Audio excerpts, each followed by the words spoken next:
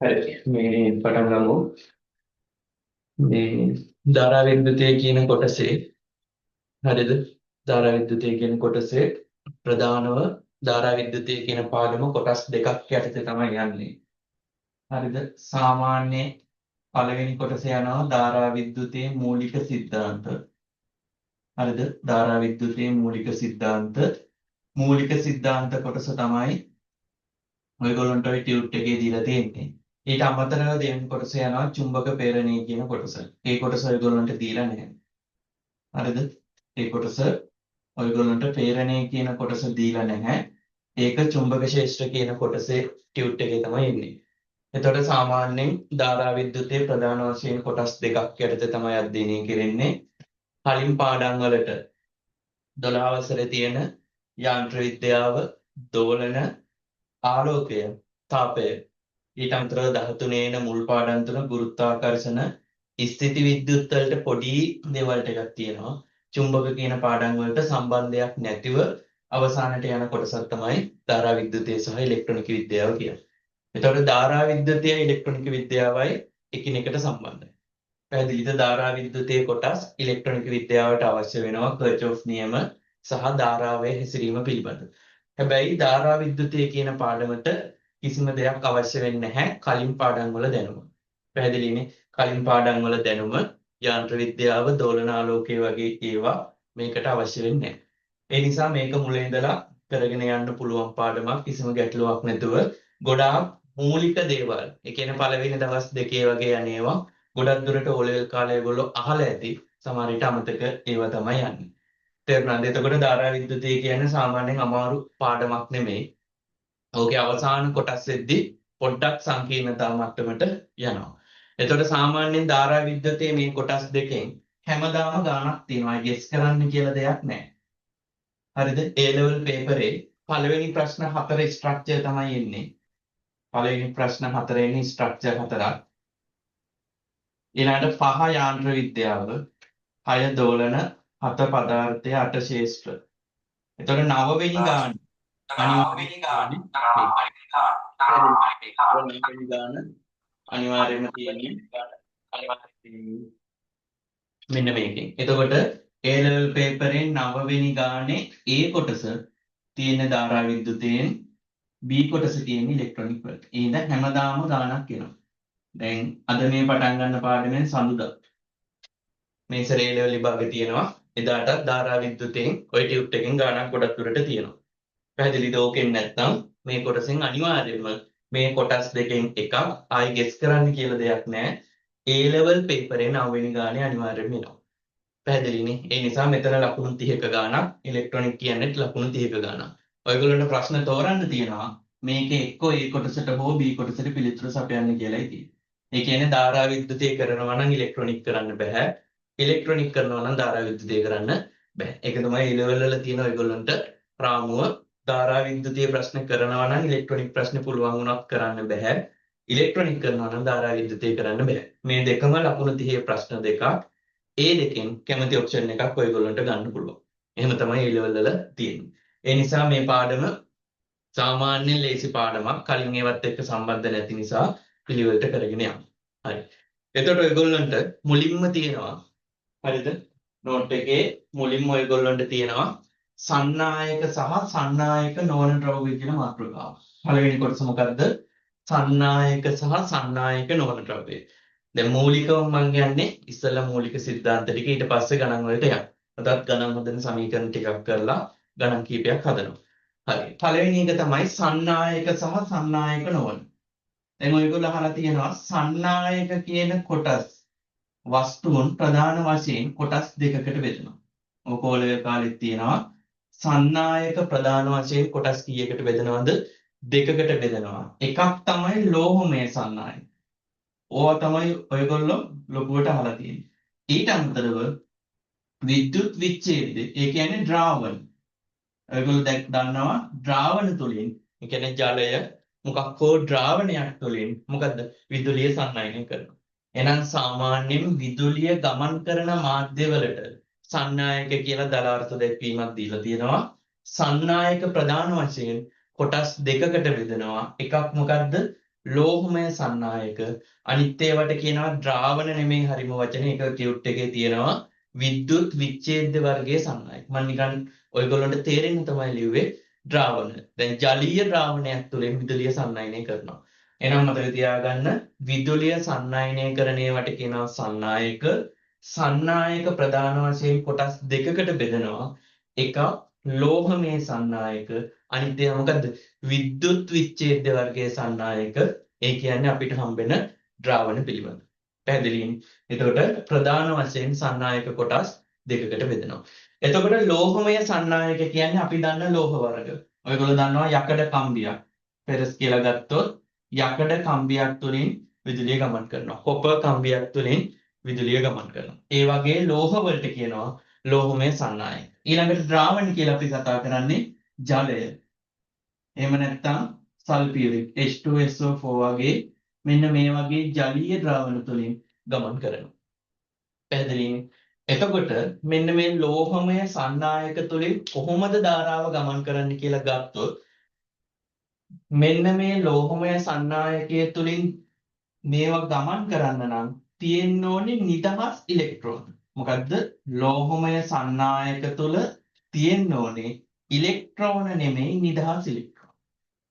හොඳට ඔලුවට දාගන්න ලෝහමය සන්නායකයක්. මේ වගේ යකඩ දණ්ඩක් ගත්තොත් මෙයා තුලින් ධාරාවක් ගමන් කරනවා නම් තියෙන්න ඕනේ මොන ඉලෙක්ට්‍රෝනද? නිදහස් ඉලෙක්ට්‍රෝන. ඊළඟට ද්‍රාවණයක් තුල අපිට තියෙන්නේ නිදහස් අයන. මොනවද තියෙන්න ඕනේ? නිදහස් අයන තමයි තියෙන්නේ. එතකොට මතක තියාගන්න ලෝහමය සන්නායකයක් තුලින් ධාරාවක් ගමන් කරන්න නම් තියෙන්න ඕනේ නිදහස් ඉලෙක්ට්‍රෝන.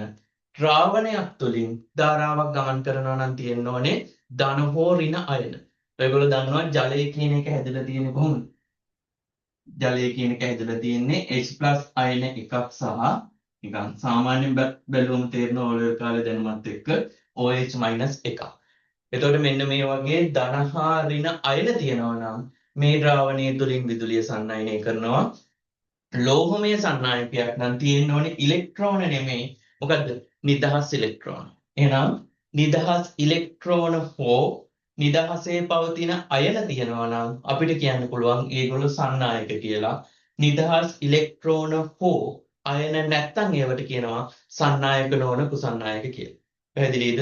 එහෙනම් විදුලිය සන්නායනය කරන ඒවා සහ සන්නායනය නොකරන ඒවා ප්‍රධාන වශයෙන් කොටස් දෙකයි. ඊළඟට සන්නායනය කරන ඒවා නැවත කොටස් දෙකකට බෙදනවා. ලෝහමය සන්නායක සහ ද්‍රාවණ. එතකොට ලෝහමය සන්නායකයක විදුලිය යවන්න තියෙන්න ඕන මොනවද? නිදහස් ඉලෙක්ට්‍රෝන. ඊට අමතරව ද්‍රාවණයක තියෙන්න ඕන මොනවද? නිදහස් අයන. පැහැදිලිද? එතකොට මෙන්න මෙතන විශේෂ පදයක් එනවා මොකද්ද? නිදහස් ඉලෙක්ට්‍රෝන කියන.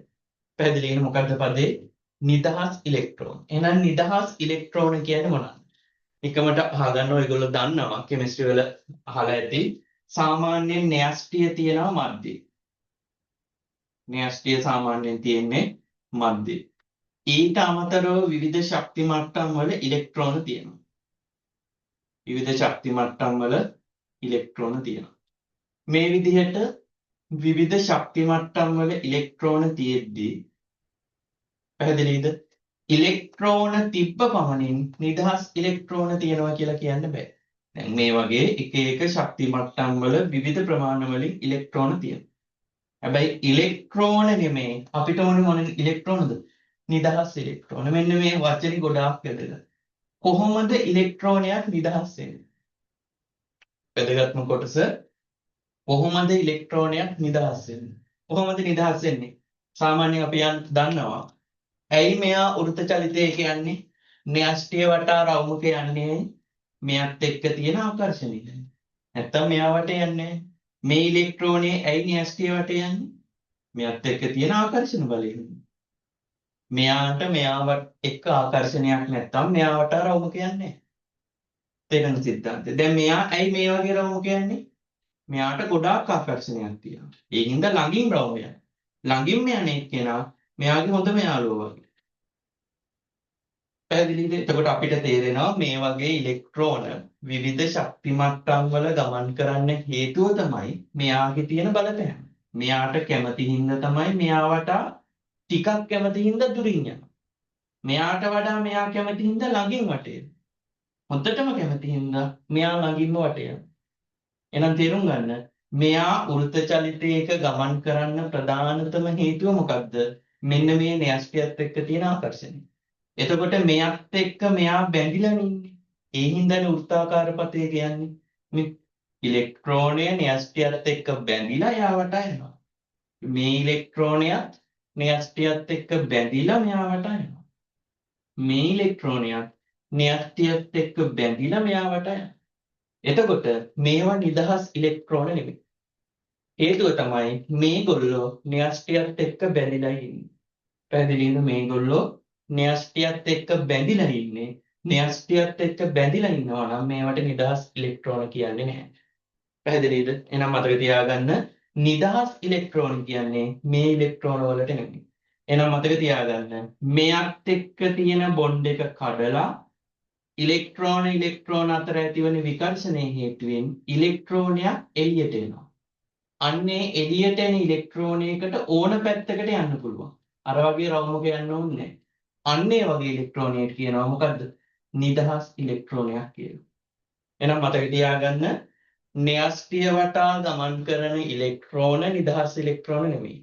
ඒවා න්‍යෂ්ටියත් එක්ක බැඳිලා ඉන්නේ. මෙයා හින්දානේ වටේ යන්නේ. මෙයා හින්දානේ මෙයා වටේ යන්නේ. මෙයා හින්දා තමයි මෙයා රවුමක යන්නේ. මෙයත් එක්ක බැඳීමක් නැත්තම් වටේ යන්නේ නැහැ. අන්නේ බැඳීමෙන් වෙන් වෙලා මෙයා නිදහසේ චලනය වෙන මට්ටමට එනවා නම් අන්න යාට කියනවා මොන ඉලෙක්ට්‍රෝනයක් කියලාද?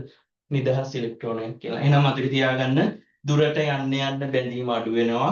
බැඳීම අඩු වෙලා ඉලෙක්ට්‍රෝන අතර විකර්ෂණය වැඩි වුණ ගමන් ඉලෙක්ට්‍රෝනයක් ගැලවිලා යනවා. අන්නේ ගැලවිලා ගිය ඉලෙක්ට්‍රෝනයකට කියනවා නිදහස් ඉලෙක්ට්‍රෝනයක් කියලා. අන්නේ ඉලෙක්ට්‍රෝනයක් ගැලවිලා ගිහින් ඉතිරි වෙච්ච තැනට අපි කියනවා කුහරයක් කියලා. මොකද්ද කියන්නේ? කුහරයක් කියලා. පෝල් එකක් කියලා කියනවා. ඒ කියන්නේ ඉලෙක්ට්‍රෝනයක් ගැලවිලා ගියාට පස්සේ යාට කියනවා නිදහස් ඉලෙක්ට්‍රෝනයක්. ඉලෙක්ට්‍රෝනයක් ගැලවිලා ගිය තැනට කියනවා කුහරයක්. එතකොට කුහරය බලන්නේ මෙයා ගියා නම් තව එක්කෙනෙක් ගෙන්නගන්න. හිතන්නකෝ කුහරයක් කියන්නේ ඉලෙක්ට්‍රෝනයක් ඉඳලා ගිය තැන. එහෙනම් මෙයා ගියා නම් එයා බලන්නේ එයා ගියට කමන්නේ තව එක්කෙනෙක් ගෙන්නගන්න. එහෙනම් මෙයා මොන ආරෝපිත වෙන්න ඕනේ? ධන වෙන්න ඕනේ. ධනව හිටියොත් තමයි වෙන ඉලෙක්ට්‍රෝනයක් ඇවිල්ලා මෙතෙන්ට රින්ගන්නේ. එහෙනම් මතක තියාගන්න තව ඉලෙක්ට්‍රෝනයක් ගෙන්න ගන්න නම් මෙයා මොන ආරෝපිත වෙන්න ඕනද? ධන ආරෝපිත වෙන්න ඕනේ. ඒ හින්දා අපි කියනවා කුහරයක් ධන ආරෝපිතයි ඉලෙක්ට්‍රෝනයක් නම් ඍණ ආරෝපිතයි කියලා දන්නවා. එහෙනම් ඔන්න ඔතනින් තමයි පාඩමේ ස්ටාර්ට් එක ගන්න වෙන්නේ. සන්නායක කියන්නේ විදුලිය ගමන් කරන ඒවා. ඒවා ප්‍රධාන වශයෙන් කොටස් දෙකයි. එකක් ලෝහමය අනිත් එක විද්‍යුත් විච්ඡේදය. ඒ කියන්නේ ද්‍රාවණ. ද්‍රාවණ වල විදුලිය ගමන් කරන්නේ අයන මගින්. ලෝහමය සන්නායකයක විදුලිය ගමන් කරන්නේ නිදහස් ඉලෙක්ට්‍රෝන මගින්. මොනවාද නිදහස් ඉලෙක්ට්‍රෝන කියලා බැලුවොත් න්‍යෂ්ටිය වටා ගමන් කරන ඉලෙක්ට්‍රෝන නිදහස් ඒවා නෙමෙයි. එයා මෙයත් එක්ක වෙන්න. එක්කෙනෙක් පස්සෙන් යනවා. මෙයා පස්සෙන් යනවා. මෙයා පස්සෙන්. එතකොට මෙයා වටේ යන්නේ මෙයාගේ තියෙන ආකර්ෂණය. එහෙනම් මේගොල්ලෝ නිදහස්යි නෙමෙයි. හැබැයි දුරට යන්න ආකර්ෂණය මොනවා වෙනවද? අඩු වෙලා එක්කෙනෙක් ගැලවිලා යනවා. අන්නේ ගැලවිලා ගිය එක්කෙනා වටේ යන්නේ හේතුව ආකර්ෂණය නෑ. අන්නේ එයාට කියනවා මොන ඉලෙක්ට්‍රෝනයක්ද? නිදහස් ඉලෙක්ට්‍රෝනයක් කියලා. එහෙනම් නිදහස් ඉලෙක්ට්‍රෝනයක් කියනවා මෙයාට ගැලවිලා ගිය තැනට කියනවා කුහරය. කුහරයක් අපි හිතනවා මොන ආරෝපිතයිද? අපි ගන්නවා ධන ආරෝපිතයි කියලා. හේතුව එක්කෙනෙක් ගියා නම් තව එක්කෙනෙක් ගෙන්න ගන්න ඕනේ. තව ඉලෙක්ට්‍රෝනයක් ගෙන්න ගන්න නම් මෙයා ධන වෙන්න. එහෙනම් කුහරයක් ධන ආරෝපිතයි ඉලෙක්ට්‍රෝනයක් මොන ආරෝපිතයිද? ඍණ ආරෝපිතයි කියලා අපි සඳහන් වෙනවා. තේරුණා ඒගොල්ලෝ ඉලෙක්ට්‍රෝනය දන්නවා කුහරය මොන ආරෝපිතයිද? ධන ආරෝපිතයි කියලායි ගන්නෙ. පැහැදිලිද? එහෙනම් දැන් හිමීට නෝට් එකට එන්න. හරි දැන් හිමීට නෝට් එකට එන්න. තුන්වෙනි පිටුවේ පළවෙනියට තියෙනවා ධාරාව හා ප්‍රතිරෝධය. ඕකේ ගොඩක් print කරලා එවන්නේ. මේවා ලියවන්න බෑ. කියලා දෙනවා. print එක කියවගෙන ඉස්සරහට යන්න. හරිනේ. පළවෙනියට කියවන්න සන්නායක ද්‍රව්‍ය. සන්නායක ද්‍රව්‍ය යටතේ සන්නායක ප්‍රධාන වශයෙන් කොටස් දෙකකට බෙදා දැක්විය හැකිය. එකක් ලෝහමය සන්නායකය. අපි කතා කරපු එක දෙවෙනි එක විද්‍යුත් විච්ඡේද වර්ගයේ සන්නායක. ඕන වරහන් ඇතුලේ දාගන්න ද්‍රාවණ කියලා. විද්‍යුත් විච්ඡේද වර්ගයේ සන්නායක කියන්නේ ද්‍රාවණ වලට. වරහන් ඇතුලේ ද්‍රාවණ කියලා දාගන්න. අනේ ගැටලුවක් තියෙනවනම් මැසේජ් එකක් දෙන්න. මොකක්කෝ ගැටලුවක් තියෙනවනම් මැසේජ් එකක් දෙන්න. හරි. ඊළඟට කියවන්න ලෝහමය සන්නායක යටතේ පරමාණුවක් සෑදී ඇත්තේ ප්‍රෝටෝන හා නියුට්‍රෝන වලින් නිර්මාණය වී ඇති න්‍යෂ්ටියකි. අපි දන්නවා ප්‍රෝටෝන ධනාරෝපිතයි නියුට්‍රෝන උදාසීනයි. න්‍යෂ්ටියකින් හා ඒ වටා විවිධ ශක්ති මට්ටම් වල ගමන් කරන ඉලෙක්ට්‍රෝන වලින්. ඉලෙක්ට්‍රෝන ඍණ ආරෝපිතයි. හරි. ඊළඟට මෙලෙස පරමාණුවක පවතින ඉලෙක්ට්‍රෝන න්‍යෂ්ටිය සමග විද්‍යුත් ආකර්ෂණ බල වලින් බැඳිලා තියෙනවා. මේ ඉලෙක්ට්‍රෝනය න්‍යෂ්ටියත් එක්ක විද්‍යුත් ආකර්ෂණ බල වලින් බැඳිලා පවතින අතර න්‍යෂ්ටියේ සිට ඈතට යත්ම ඉලෙක්ට්‍රෝන සහ න්‍යෂ්ටිය අතර දක්වන ආකර්ෂණ බලය අඩු වෙයි. මම කිව්වා දුරට යන්න මොකද වෙන්නේ? ආකර්ෂණය අඩු වෙනවා. මේක ඔයගොල්ලෝ දන්නවා. මේ ළඟ ඉන්න එක්කෙනා තමයි මෙයත් එක්ක ආකර්ෂණය වැඩිම. ළඟින් ඉන්න එක්කෙනා. දුර ඉන්න එක්කෙනෙක් වටේ ගියාට මොකද්ද? මෙයත් එක්ක තියෙන ආකර්ෂණය ගොඩක් අඩුයි. පැහැදිලිනේ? හරි. එහෙනම් කියනවා ආයි කියවන්න න්‍යෂ්ටියේ සිට ඈතට යත්ම ඉලෙක්ට්‍රෝන න්‍යෂ්ටිය සමග දක්වන ආකර්ෂණ බලය අඩු වේ.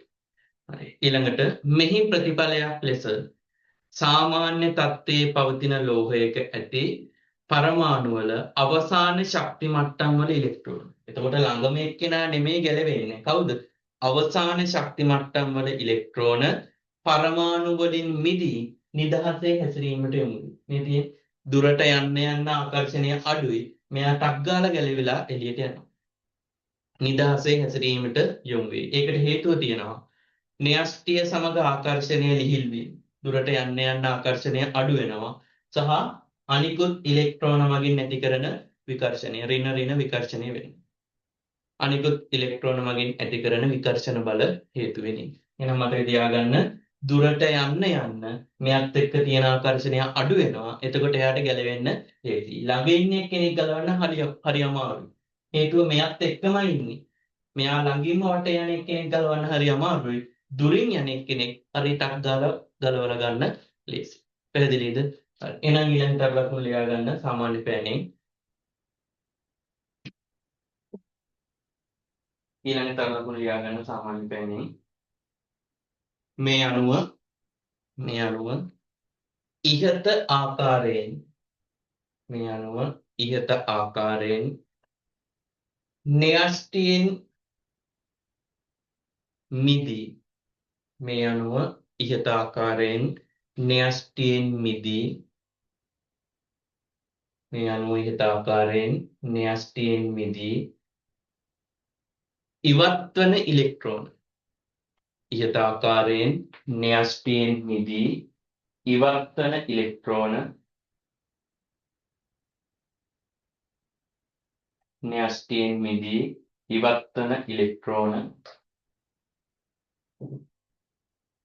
න්‍යෂ්ටියෙන් මිදී ඉවත්වන ඉලෙක්ට්‍රෝන නිදහස් ඉලෙක්ට්‍රෝන ලෙස අර්ථ දක්වනවා.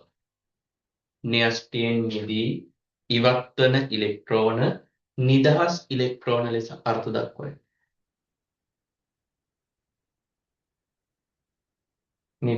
ඉලෙක්ට්‍රෝන ලෙස අර්ථ දක්වයි. ඒකටම ලියා ගන්න.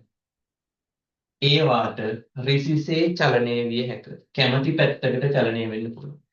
ඒවාට රිසිසේ චලනය විය හැක. නිදහස් ඉලෙක්ට්‍රෝන ලෙස අර්ථ දක්වයි. ඒවාට රිසිසේ චලනය විය හැක.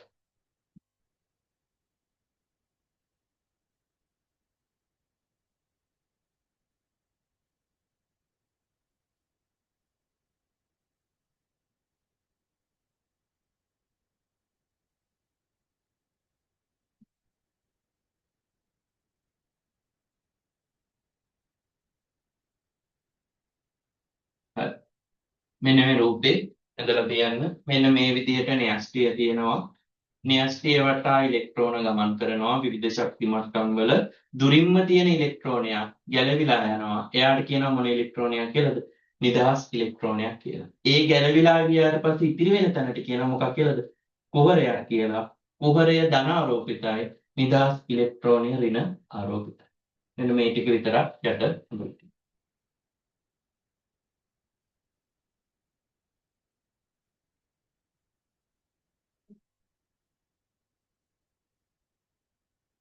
මේ ටික විතරක් අර තියෙන ඉඩේ ඇඳලා දාන්න. න්‍යෂ්ටි අඳින්න, ශක්ති මට්ටම් කීපයක් අඳින්න, දෙකක් තුනක්. ඊළඟට ළඟින් තියෙන ඒවා ඉද්දි දුරින්ම තියෙන එක්කෙනා ගැලවිලා. ඒ ගැලවිලා යන ඉලෙක්ට්‍රෝනීට් කියනවා කවුරු කියලාද? නිදහස් ඉලෙක්ට්‍රෝනයක් කියලා. ගැලවිලා ගියාට පස්සේ ඉතිරි වෙන තැනට කියනවා කුහරයක් කියලා. එයා තව ඉලෙක්ට්‍රෝන ගෙන්න ගන්න නම් මොන ආරෝපිත වෙන්න ඕනද? ධන වෙන්න ඕන. ගැලවිලා යන ඉලෙක්ට්‍රෝනය නම් අපි දන්නවා ඍණ කියලා. මෙයාට කියනවා නිදහස් ඉලෙක්ට්‍රෝන. මේවට කියනවා ඉලෙක්ට්‍රෝන. මේවා නිදහස් නැහැ. හරි ඒ විදිහට දාලා තියෙනවා.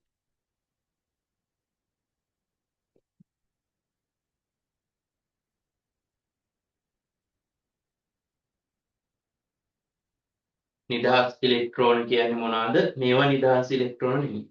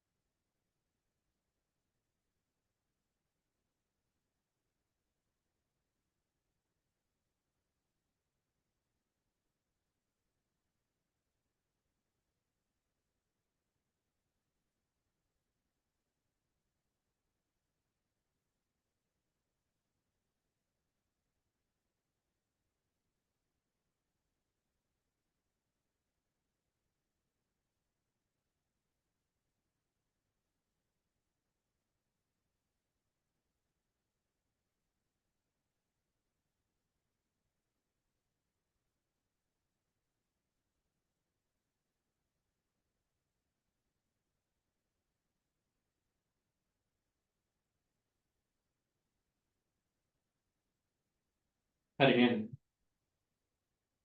නිදහස් ඉලෙක්ට්‍රෝනයක් ගැලවුණාට පස්සේ ඉතිරි වෙන්නේ කුහරය.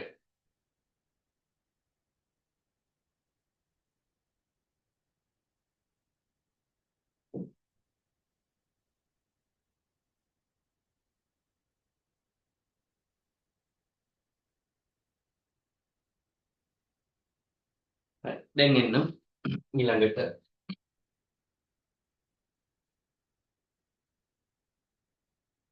ඊළඟට තියෙනවා මෙහෙම එකක්. අප විද්‍යුත් ක්ෂේත්‍ර ඒකකයේදී ඒක උලක් නෑ අධ්‍යයනය කර ඇති පරිදි විද්‍යුත් ක්ෂේත්‍රයක පවතින ආරෝපණයක් මත ඇතිවන බලයේ විශාලත්වය හා දිශාව පහත පරිදි අධ්‍යයනය කරන්න පුළුවන්. ඒ කියන්නේ මෙහෙම එකක්. සාමාන්‍යයෙන් විද්‍යුත් ක්ෂේත්‍රයක් කියන්නේ එක පැත්තක ධන තියෙන්න ඕනේ. මෙන්න මෙහෙම එක පැත්තක ධන තියෙන්න ඕනේ.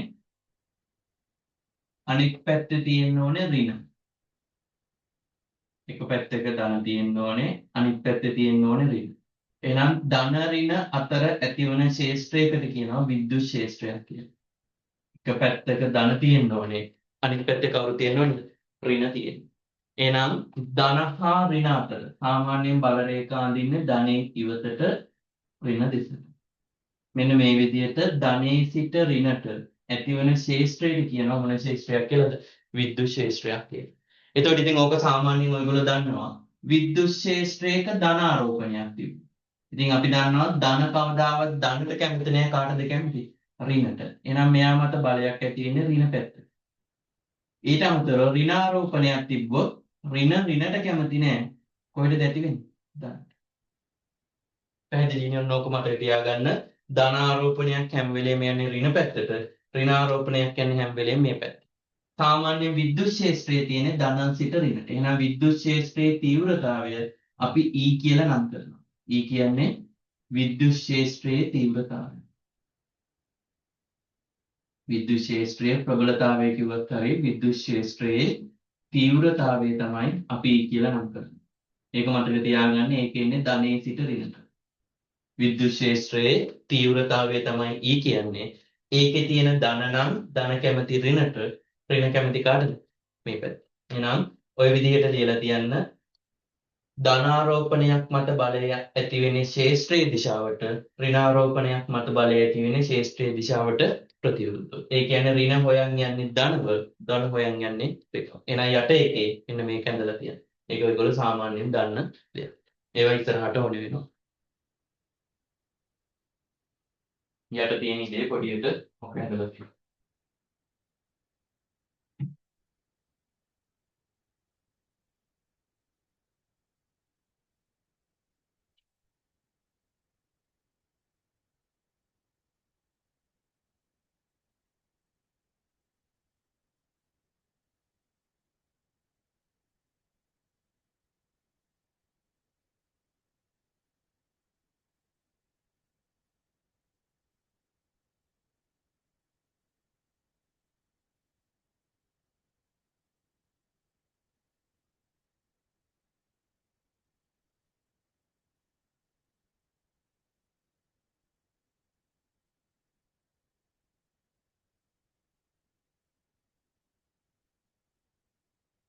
හරි.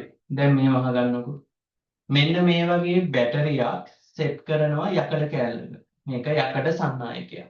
හිතන්නකෝ යකඩ කියලා. එහෙනම් මේක යකඩ කැබැල්ලකට නිකන් කම්බි කැබැල්ලකට අපි මේ වගේ බැටරියක් සෙට් කරනවා. බැටරියක් සෙට් කරාට පස්සේ මෙහෙට සෙට් වෙන්නේ ධන.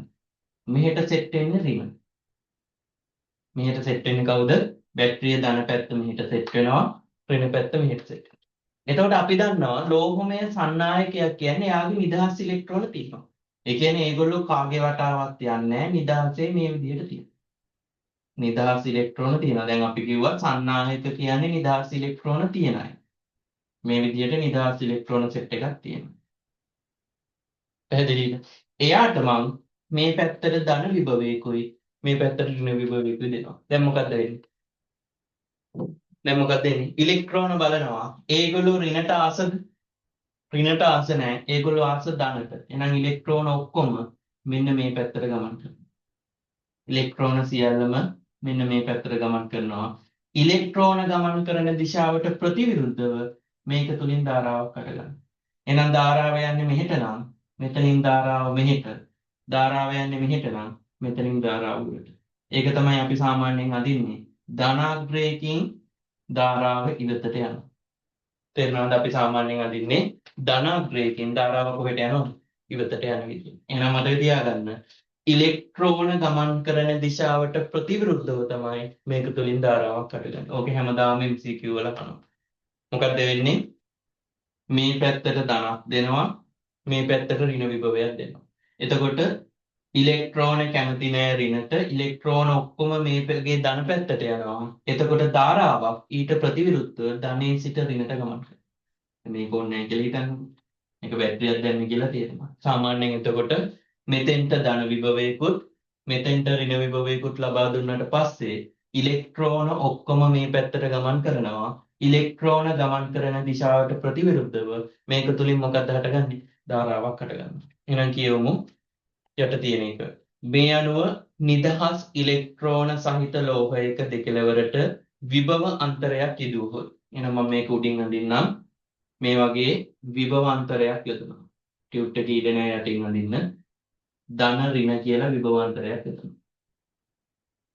පැහැදිලිනේ? හරි. කියවන්න මේ අණුව නිදහස් ඉලෙක්ට්‍රෝන සහිත ලෝහයක දෙකලවරට විභව අන්තරයක් යෙදුවහොත් එම ඉලෙක්ට්‍රෝන මත ශේෂ්ත්‍රයේ දිශාවට ප්‍රතිවිරුද්ධව ඇතිවන බලය.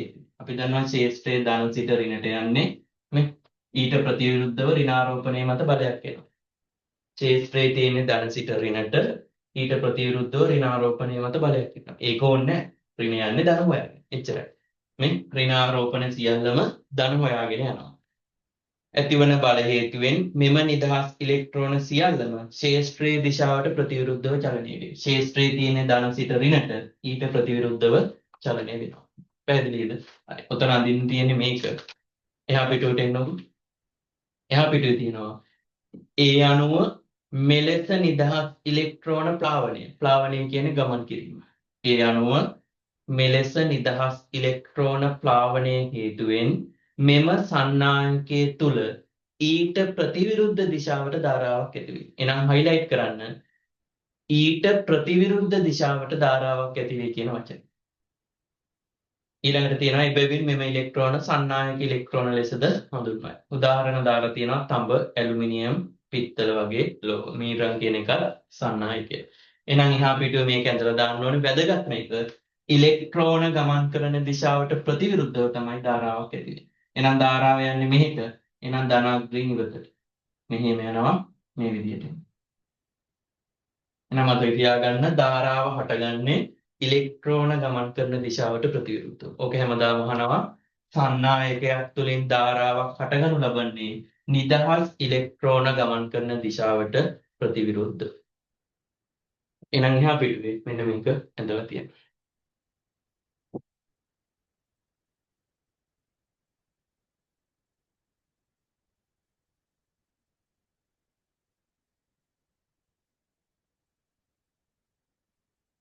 highlight කරලා තියන්න ඊට ප්‍රතිවිරුද්ධ දිශාවට ධාරාවක් ඇති වේ කියන වචනේ.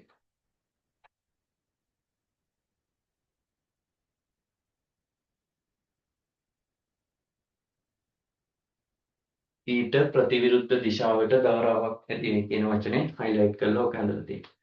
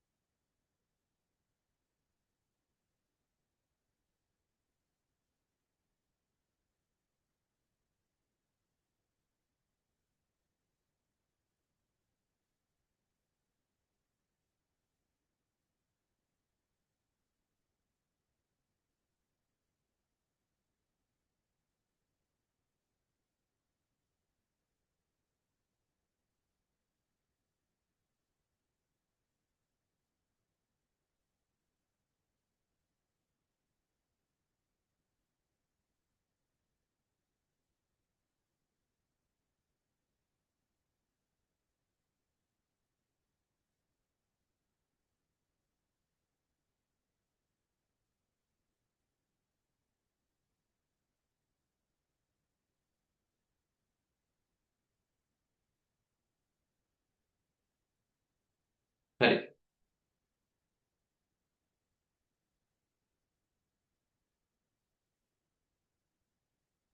ඊළඟට දැන් එන්න විද්‍යුත් විච්ඡේද වර්ගයේ සන්නායක. පැහැදිලිවම විද්‍යුත් විච්ඡේද වර්ගයේ සන්නායක. ඒ කියන්නේ ද්‍රාවණ. ඒවා ඉතින් පොඩි දේවල් ඊළඟට තියෙනවා. කියවගෙන යන්න. විද්‍යුත් විච්ඡේද වර්ගයේ සන්නායක ලෙස පවතින අතර විද්‍යුත් විච්ඡේද වර්ගයේ සන්නායක මොනවාද? ද්‍රව ලෙස පවතින අතර මෙහිදී ධාරාව ගලා යාම සඳහා දායක වන්නේ ද්‍රාවණ තුල පවතින අයනයි. එහෙනම් highlight කරන්න අයන කියන වචනේ. ඉස්සෙල්ලා නම් නිදහස් ඉලෙක්ට්‍රෝන දැන් නම් මොනවාද? අයන. කියවගෙන යම්. එමෙන්ම මෙම අයන වලටද අහඹු ලෙස චලනය වීමේ හැකියාවක් පවතී. එහෙනම් අයන වලට අර නිදහස් ඉලෙක්ට්‍රෝන වගේ ඕනම පැත්තකට චලනය වීමේ හැකියාවක් තියෙනවා. එහෙනම් උදාහරණ දාලා තියෙන්නේ ජලයට. ජලයට තියෙන අයන මොනවද? H+ අයන තියෙනවා. OH ඍණ අයන තියෙනවා. ජලයේ තියෙන්නේ H+ සහ OH අයන. ඊළඟට H2SO4 වල මොනවද තියෙන්නේ? H+ අයන තියෙනවා. SO4 ඍණ 2. H+ අයන දෙකක් තියෙනවා. ඊට අමතරව සල්ෆේට SO4 ඍණ 2. දැන් සාමාන්‍යයෙන් O level කාලේ අහපුව විතරයි කියන්නේ ලොකුවට මේ අයන ලියන්න ඔයගොල්ලන්ට එන්නේ නැහැ. ඊළඟට HCl ගත්තොත් කොහොමද ගන්නෙ? H+ අයනයක් සහ ක්ලෝරේට් Cl ඍණ. එහෙනම් මතක තියාගන්න H2O වල තියෙන H+ OH ඍණ, H2SO4 වල තියෙන H+ SO4 ඍණ 2, HCl වල තියෙන H+ Cl ඍණ. පැහැදිලිනේ? එතන උදාහරණේ දාලා තියන්න පිටු අංක 4 අර තරු ලකුණු තුනක් තියෙන තැන ලියලා තියෙන ජලයේ අයන මේ විදිහට එන්නේ H2SO4 මෙහෙම එන්නේ HCl මේ විදිහට එන්නේ.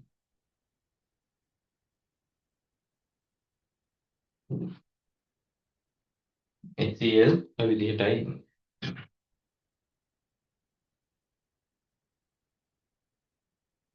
හරි. ඊළඟට අහගන්න නිකම් මේක ලියාගන්නේ තරු ලකුණු තුනේ.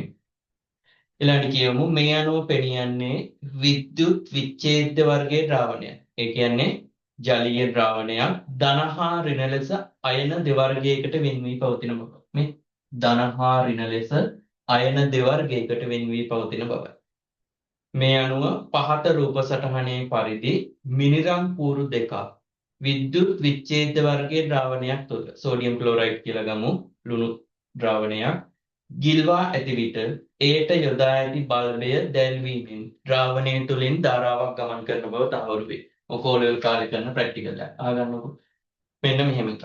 මේකට දාලා තියෙනවා මෙන්න මෙහෙම සාමාන්‍යයෙන් ජලීය ද්‍රාවණයක් ගන්න. ධාරාව ගමන් කරනවා කියලා ඔප්පු කරගන්න. ජලීය ද්‍රාවණයක් තුළ තියෙන සෝඩියම් ක්ලෝරයිඩ්. එහෙනම් මේකේ තියෙන කවුද?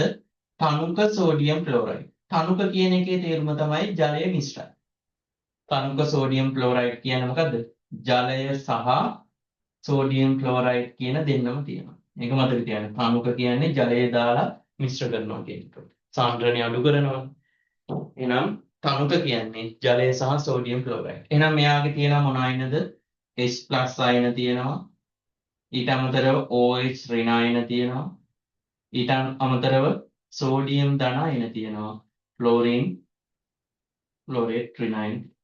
ඔය විදිහට අයන 4ක් මේ ද්‍රාවණයේ තියෙනවා. මේ ද්‍රාවණයේ මිනිරම් කූරු දෙකක් සෙට් කරනවා. එතකොට මිනිරම් කියන්නේ මොකද්ද? සන්නායකයක්. ඒකින්ද ගැටලුවක් නැහැ. මේ වගේ මිනිරම් කූරු දෙකක් දාලා හරිද? මෙතෙන්ට දානවා බැටරිය. මෙතෙන්ට බැටරියක් දාලා මෙතෙන්ට දානවා බල්බයක්. බල්බයක් සෙට් කරලා තියෙනවා. හරි. දැන් මේ පරිපථය මෙතනින් අසම්පූර්ණයි නෙමෙයි. මෙතනින් මෙතෙන්ට කම්බියක් දාලා නැහැ. ඒතකොට සාමාන්‍යයෙන් මෙතන ඉඳන් මෙතෙන්ට ධාරාව ගමන් කරන්න විදියක් නැහැ. බල්බේ පත්තු වෙන විදියක් නැහැ. දැන් මෙයා මේ වගේ ද්‍රාවණයක එබුවට පස්සේ මොකද වෙන්නේ? මෙයාට හම්බෙලා තියෙනවා ධන විභවයක්. හොඳට අහගන්න මේ. බැටරියෙන් මෙයාට දීලා තියෙනවා ධන විභවය. මේ මිනිරම් කූරට දීලා තියෙනවා ඍණ විභවය. එහෙනම් මේකේ තියෙන අයන ඍණ අයන හොයාගෙන යනවා මෙයා. ඍණ අයන හොයාගෙන යනවා කවුද? මෙයා. ධන අයන හොයාගෙන යනවා මෙයා. මම H+ මේ පැත්තෙන් එඳ ගන්නම්. ධන අයන හොයාගෙන යනවා ඍණ. තේරුණාද මේ? මෙයාගේ තියෙන ධන අයන ටික ඍණව හොයන් යනවා. මෙයාගේ තියෙන ඍණ අයන ටික මෙයා ධනව හොයන් යනවා. එතකොට මොකද්ද වෙන්නේ? මෙයාගේ ධන අයන ඔක්කොම මෙහෙට යනවා. ඍණ අයන ඔක්කොම මෙහෙට යනවා. එහෙනම් අපි නිකන් උදාහරණයක් විදිහට ගත්තොත් මේකේ තියෙන ධන අයන සියල්ලම යන්නේ ඍණ පැත්ත. එහෙනම් ධන අයන සියල්ලම අහන් ඉන්න මේක ඇතුලේ තියෙන ධන අයන සියල්ලම යනවා ඍණට. ඍණ අයන සියල්ලම යනවා මේ පැත්තට. මේ ටික මකමුකෝ. හරි. එකමට මෙතනින් අඳිමු. මෙතන තියෙනවා සෝඩියම් ධන. සෝඩියම් ධන අයන සියල්ලම යන්නේ කොහෙටද? ඍණට. ඊට අමතරව මේකේ තියෙන H+ අයන ධන කට්ටිය ඔක්කොම හොයාගෙන යන්නේ ඍණව. පැහැදිලිනේ? ඊට පස්සේ මේකේ තිබ්බා OH ඍණ. OH ඍණ අයන හොයාගෙන යන්නේ ධනව. ක්ලෝරින් ක්ලෝරේට් අයනත් හොයාගෙන යන්නේ මේ. දැන් පැහැදිලිනේ? මේකේ තියෙන ධන අයන හොයාගෙන යනවා ඍණ. ඍණ අයන හොයාගෙන යනවා කවුද? ධන. එතකොට මෙයා තුලින් ධාරාවක් ගමන් කරනවා නම් මෙන්න මේ බල්බේ පත් වෙනවා. ඔය ප්‍රැක්ටිකල් එක කරොත් මේ බල්බේ අපිට පත් වෙනවා තේරෙනවා. එහෙනම් අපිට තේරෙන්න ඕනේ මේකේ ධන අයන ගමන් කරන්නේ මේ පැත්තට, ඍණ අයන ගමන් කරන්නේ මේ පැත්තට. ධාරාවක් හටගන්නේ ඍණ අයන ගමන් කරන දිශාවට ප්‍රතිවිරුද්ධ. එහෙනම් මෙන්න මේ ද්‍රාවණය තුලින් ධාරාවක් හටගන්නවා මෙන්න මේ පැත්තට.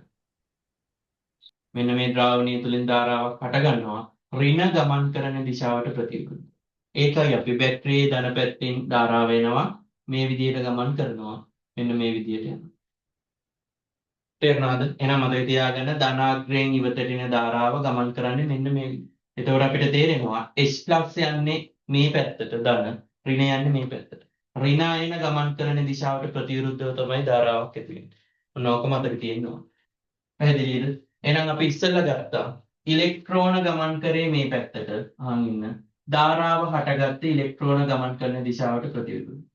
දැන් මේකේ ගත්තා ඍණායන ගමන් කරන්නේ මේ පැත්තට. ඍණායන ගමන් කරන්නේ මේ පැත්තට. ධනායන ගමන් කරේ මේ පැත්තට. ධාරාව හටගන්නේ මොන පැත්තටද? ඍණායන ගමන් කරන දිශාවට ප්‍රතිවිරුද්ධව. එහෙම නැත්නම් ධනායන ගමන් කරන දිශාව. මෙච්චරයි ඕනේ. පැහැදිලිද? MCQ වල අහන්නේ මෙච්චරයි. ඉලෙක්ට්‍රෝන ගමන් කරන දිශාවට ප්‍රතිවිරුද්ධව ධාරාවක් හටගන්නවා කලින් කිව්වා. මේකෙදි පෙන්නවා ඍණායන ගමන් කරන දිශාවට ප්‍රතිවිරුද්ධව එහෙම නැත්නම් ධනායන ගමන් කරන දිශාවට මේ ද්‍රාවණය තුලින් ධාරාවක් හටගන්නවා. පැහැදිලිනේ? එතකොට මෙතන බැටරියෙන් ධනාත්‍රයෙන් ඉවතට එනවා. මේ ජලීය ද්‍රාවණය තුලින් ධාරාව ওই විදිහට ගමන් කරනවා. ඒ හින්දා තමයි බල්බ් එක පත් වෙන්නේ. එතකොට අපි දන්නවා ධාරාව ගියේ මෙහෙට. අපි බැලුවා ධනාරෝපණ යන්නේ ධාරාව යන පැත්තට. හැබැයි ඍණාරෝපණ යන්නේ ධාරාව ගමන් කරන දිශාවට ප්‍රතිවිරුද්ධ. එහෙනම් අපි තියරියක් හදා ගන්නවා ඍණාරෝපණ ගමන් කරන දිශාවට ප්‍රතිවිරුද්ධව. එහෙම නැත්නම් ධනාරෝපණ ගමන් කරන දිශාවට තමයි ධාරාව යන්නේ. මතක තියාගන්න ධාරාව යන්නේ ඍණට ප්‍රතිවිරුද්ධව. මේ ඉලෙක්ට්‍රෝන යන්නේ මෙහෙට ඍණයි. ඊට ප්‍රතිවිරුද්ධව ධාරාව යන්නේ. ඍණායන යන්නේ මෙහෙට. ඊට ප්‍රතිවිරුද්ධව තමයි ධාරාව යන්නේ. එහෙනම් මතක තියාගන්න ධාරාව ගමන් කරන්නේ ඍණට ප්‍රතිවිරුද්ධව. එහෙනම් ඉලෙක්ට්‍රෝන ගමන් කරන දිශාවට ප්‍රතිවිරුද්ධව. මේක නම් ඍණායන ගමන් කරන දිශාවට ප්‍රතිවිරුද්ධව. ඒකේ තේරුම තමයි ධනායන ගමන් කරන දිශාවට. එහෙනම් මෙන්න මේ ටික ඇඳලා තියන්න ඕන ඔය තියෙන ඉලි. හරි මම යටින් විස්තරය දෙන්නම්. ඍණාරෝපණ ගමන් කරන දිශාවට ප්‍රතිවිරුද්ධව තමයි ධාරාවක් ඇති වෙන්නේ. එහෙම නැත්නම් ධනාරෝපණ ගමන් කරන දිශාවට තමයි ධාරාවක් ඇති වෙන්නේ. ওই ටික විතරයි MCQ පොයින්ට් වල අහන්නේ. මේවා අඳින්න ඉන්නේ නැහැ පිටිස්සල. හැබැයි මේක ඇඳලා දාගන්න තේරුම් ගන්න. පිටු අංක 4 අර මේ වගේම රූපයක් ඇඳලා තියෙනවා. ඊට ඉස්සරහින් මේක ඇඳලා තියන්න. සෝඩියම් ක්ලෝරයිඩ් කියන්නේ තමුකයි. ජලයක් තියෙනවා සෝඩියම් ක්ලෝරයිඩුත් තියෙනවා. ඇඳ ගන්න ගමන් අහලා. ජලය කියන්නේ H+ අයන තියෙනවා OH අයන තියෙනවා. සෝඩියම් ක්ලෝරයිඩ් කියන්නේ සෝඩියම් Cl ඍණ. එහෙනම් මෙයාට ධන ඍණ විභවයක් දුන්නම මේ මිනිරම් කූර ධන වෙනවා මේ මිනිරම් කූර ඍණ වෙනවා. එහෙනම් මේකේ තියෙන ධන අයන ටික යනවා ඍණ මිනිරම් කූරට ඍණ අයන ටික යනවා ධන මිනිරම් කූරට. අපි දන්නවා ධනාග්‍රයෙන් ඉවතට එන ධාරාව මෙහෙම යනවා නම් විතරයි මේ බල්බ් එක පත් වෙන්නේ. එහෙනම් මෙයා තුලින් ධාරාව ගමන් කරන්නේ ද්‍රාවණයෙන් මේ පැත්තට. අපි බැලුවා ඍණ යන්නේ අනිත් පැත්තට ධාරාව යන්නේ මේ පැත්තට. ධන අයන යන්නේ ධාරාව යන පැත්තටම තමයි. එහෙනම් මම තියරියක් ගොඩනගා ගත්තා ඍණාරෝපණ යන්නේ මෙහෙට ධනාරෝපණ යන්නේ මේ පැත්තට ධාරාව ගමන් කරන්නේ මේ පැත්තට. එහෙනම් තියරිය තමයි ඍණාරෝපණ ගමන් කරන දිශාවට ප්‍රතිවිරුද්ධව ධාරාවක් යනවා. එහෙම නැත්නම් ධනාරෝපණ ගමන් කරන දිශාවට ධාරාවක් යනවා. කලින් ඉගෙනුවා නිදහස් ඉලෙක්ට්‍රෝන ගමන් කරන දිශාවට ප්‍රතිවිරුද්ධව තමයි ලෝහමය සන්නායකයකින් ධාරාවක් යන්නේ. එහෙනම් මේ ඔක්කොම එකයි ඍණට ප්‍රතිවිරුද්ධව ධාරාව හට ගන්නවා කියලා මතක තියාගන්න. මේ රූපේ ඇඳලා දාගන්න මේ විස්තර ටිකත් එක්ක.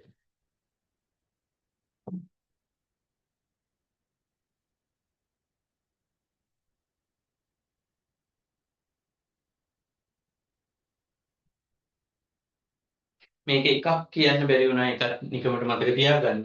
මේකේ ධන සෙට් වෙලා තියෙන එක්කෙනාට කියනවා කවුද? ඇනෝඩය කියලා. ඍණ සෙට් වෙලා තියෙන එක්කෙනාට කියනවා කවුද? කැතෝඩය කියලා. නිකන් මේ වචන දෙක ඔළුවේ තියාගන්න ඔක කෙමිස්ට්‍රි වල ලොකුවට කරනවා. ෆිසික්ස් වල ලොකුවට සාකච්ඡා කරන්නේ නැහැ. හරි ධනට ධන සෙට් වෙලා තියෙන එක්කෙනාට ඇනෝඩය කියනවා. ඍණ සෙට් වෙලා තියෙන එක්කෙනාට කැතෝඩය කියලා කියනවා. හරි. මේ දෙකත් රූප සටහනේ දාලා තියෙනවා. බැටරියේ ධන සෙට් වෙන එක්කෙනාට ඇනෝඩය කියනවා. ඍණ සෙට් වෙන එක්කෙනාට කැතෝඩය කියනවා.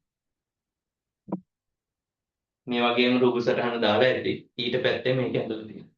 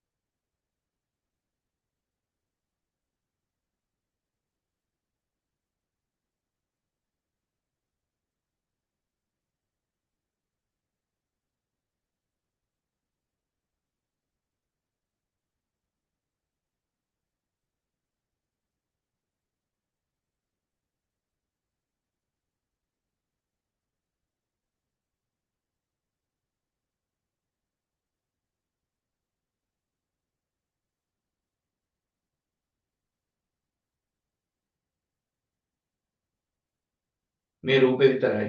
ඇනෝඩය කැතෝඩය ධනින් ධාරාව වෙනවා කියලා ඔයගොල්ලෝ දන්නවා බැටරි එක මෙහෙම ගිහින් සම්පූර්ණ වක්‍රය සම්පූර්ණ වුණොත් විතරයි බල්බ් එක පත් වෙන්නේ. එහෙනම් ද්‍රාවණය තුලින් ධාරාව යන්න ඕනේ මෙහෙට. ධාරාව මෙහෙට යනවා කියන්නේ ධන යන්නේත් ඒකට.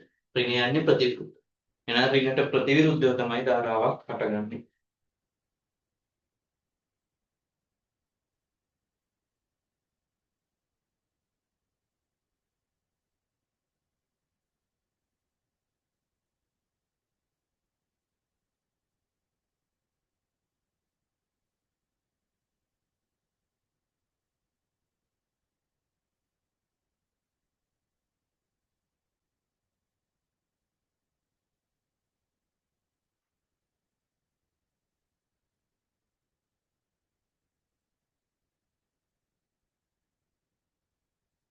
ඉවරද?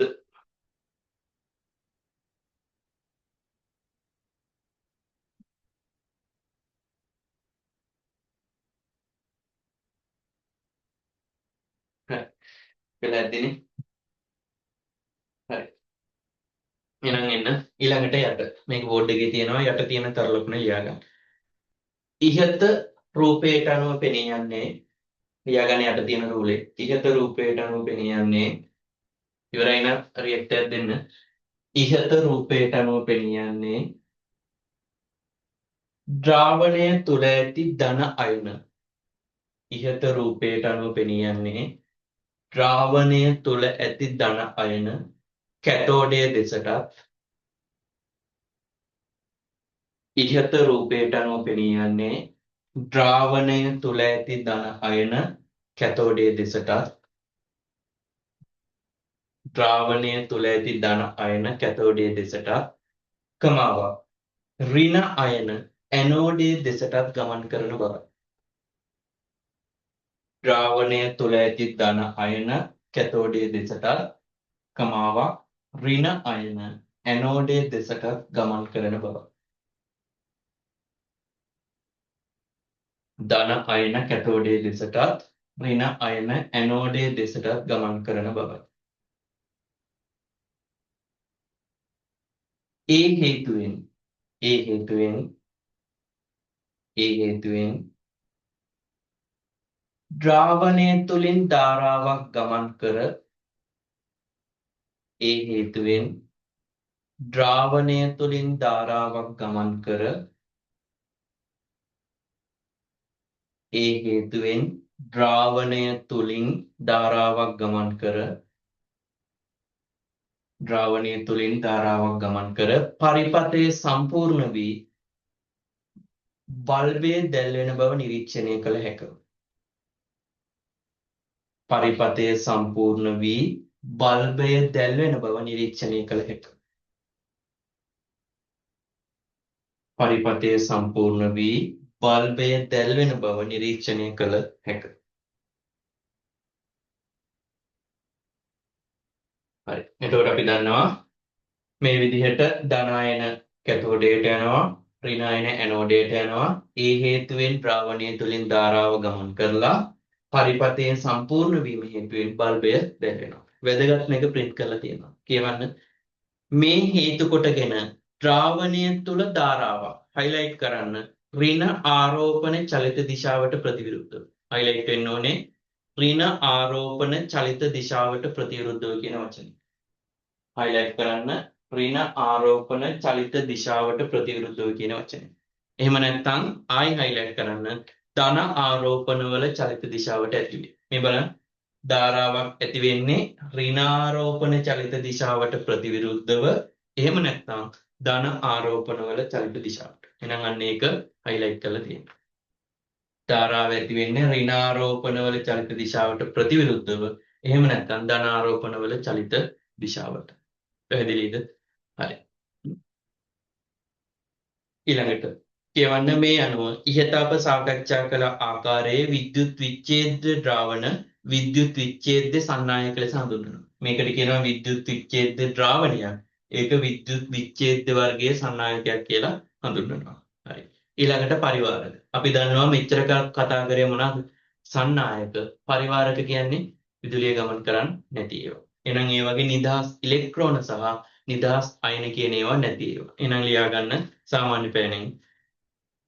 නිදහස් ඉලෙක්ට්‍රෝන හෝ නිදහස් අයන නොපවතී නම් නිකන් ලියා ගන්න නිදහස් සාමාන්‍ය පෑනෙන් නිදහස් ඉලෙක්ට්‍රෝන හෝ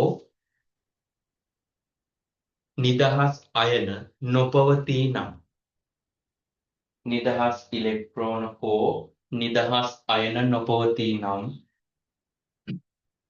නිදහස් ඉලෙක්ට්‍රෝන හෝ නිදහස් අයන නොපවතී නම් ඒවා තුලින් ධාරාවක් නොකරයි. නිදහස් ඉලෙක්ට්‍රෝන හෝ නිදහස් අයන නොපවතී නම් ඒවා තුලින් ධාරාවක් ගමන් නොකරයි. ඒවා තුලින් ධාරාවක් ගමන් නොකරයි. ඒවා විද්‍යුත් පරිවාරක නම් වේ. ඒවා විද්‍යුත් පරිවාරක නම් වේ. එතකොට අපි දන්නවා නිදහස් ඉලෙක්ට්‍රෝන හෝ නිදහස් අයන නැත්තම් ඒවා තුලින් ධාරාවක් යන්න විදියක් නැහැ. ඒවට කියනවා මොනවා කියලාද? ඒවා විද්‍යුත් පරිවාරක නම් වේ. ඒවා විද්‍යුත් පරිවාරක නම් වේ.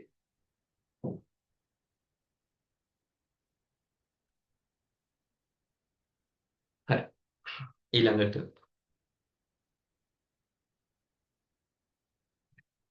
කියවන්න මෙම පරිවාරක ද්‍රව්‍යවල පවතින පරමාණුක හෝ සහසංයුජ බන්ධන මගින් ඉතා දැඩිව බැඳිලා තියෙනවා. දැඩිව බැඳිලා තියෙන හින්දා ඉලෙක්ට්‍රෝන වලට ගැලවෙන්න බෑ. ඒ නිසායි නිදහස් ඉලෙක්ට්‍රෝන නැත්තේ.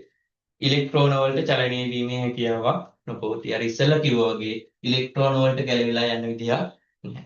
ඒවට කියනවා පරිවාරක කියලා. උදාහරණ රබර්, ප්ලාස්ටික් වීදුරු ඒ ඔයගොල්ලෝ දන්නවා. හරි. ඔතනින් සන්නායක කියන මාතෘකාව ඉවරයි. එහෙනම් මෙතෙක් කරපුවා ඔළුවට දාගන්න. සන්නායක කියන්නේ මොකද්ද? විදුලිය ගමන් කරන ඒවා. එතකොට විදුලිය ගමන් කරන ඒවා ප්‍රධාන වශයෙන් කොටස් කීයද? දෙකයි. එකක් ලෝහමය සන්නායක, අනිත් එක විද්‍යුත් විච්ඡේද වර්ගයේ සන්නායක. ඒ කියන්නේ ද්‍රාවණ. මට කියන්න ලෝහමය සන්නායක වල මොනවාගෙන්ද විදුලිය සන්නායනය කරේ? නිදහස් ඉලෙක්ට්‍රෝන වලින්.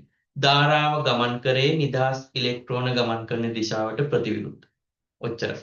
ඊළඟට එන්න විද්‍යුත් විච්ඡේද වර්ගයේ ද්‍රාවණ බෝඩ් එකේ තියෙනවා. විද්‍යුත් විච්ඡේද වර්ගයේ ද්‍රාවණවල විදුලිය සන්නායනය කරේ මොනවාද? ධනහාරින අයන.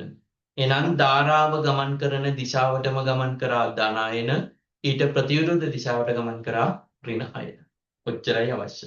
පැහැදිලිනේ? ඊට අමතරව අපි දන්නවා මේ වගේ ද්‍රාවණයක බැටරියේ ධනට සම්බන්ධ එක්කෙන ඇනෝඩය, ඍණට සම්බන්ධ එක්කෙන කවුද? කැතෝඩය. තේරුණානේ? ඔය ටික තමයි ඔළුවේ තිබිය යුත්තේ. හරි. දැන් එන්න ඊළඟ මාතෘකාව. උතනින් තමයි අපි පාඩම ලොකුවට ස්ටාර්ට් කරන්නේ මොනවද? අර්ධ සන්නායක. හරිද? උතනින් පස්සේ අර්ධ සන්නායක වලින් පස්සේ යා පිටුවේ සමීකරණ ටික තියෙනවා. පැහැදිලි හින්දා දැම්ම සමීකරණ වලට ගියේ නෑ. මුලදී අර පාඩමේ බේස් එක ඉස්සෙල්ලා ගන්නවා. හරි.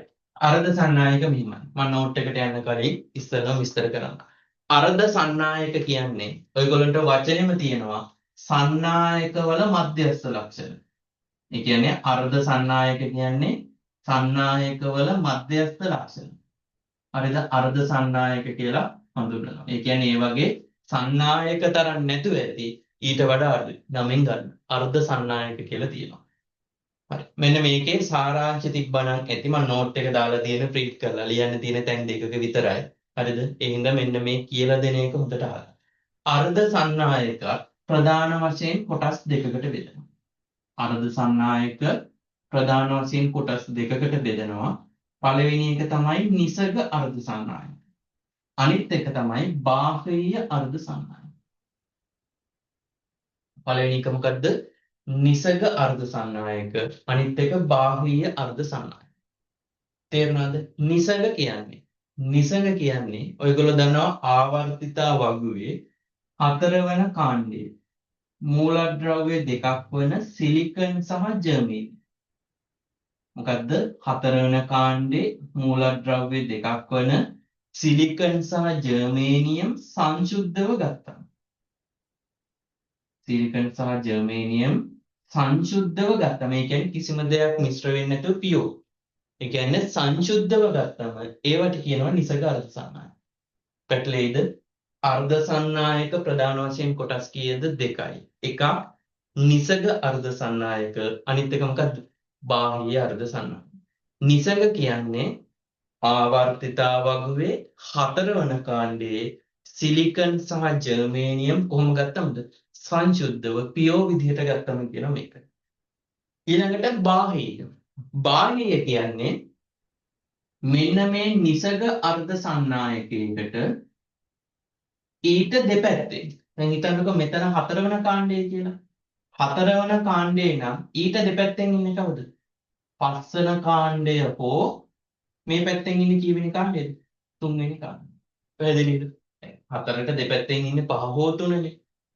එහෙනම් බාහ්‍ය කියන්නේ නිසග අර්ධ සන්නායකයකට 3 වෙනි කාණ්ඩේ හෝ 5 වෙනි කාණ්ඩේ මූලද්‍රව්‍යයක් එකතු කරලා හදාගන්න ඒවට කියනවා බාහ්‍ය අර්ධ සන්නායක.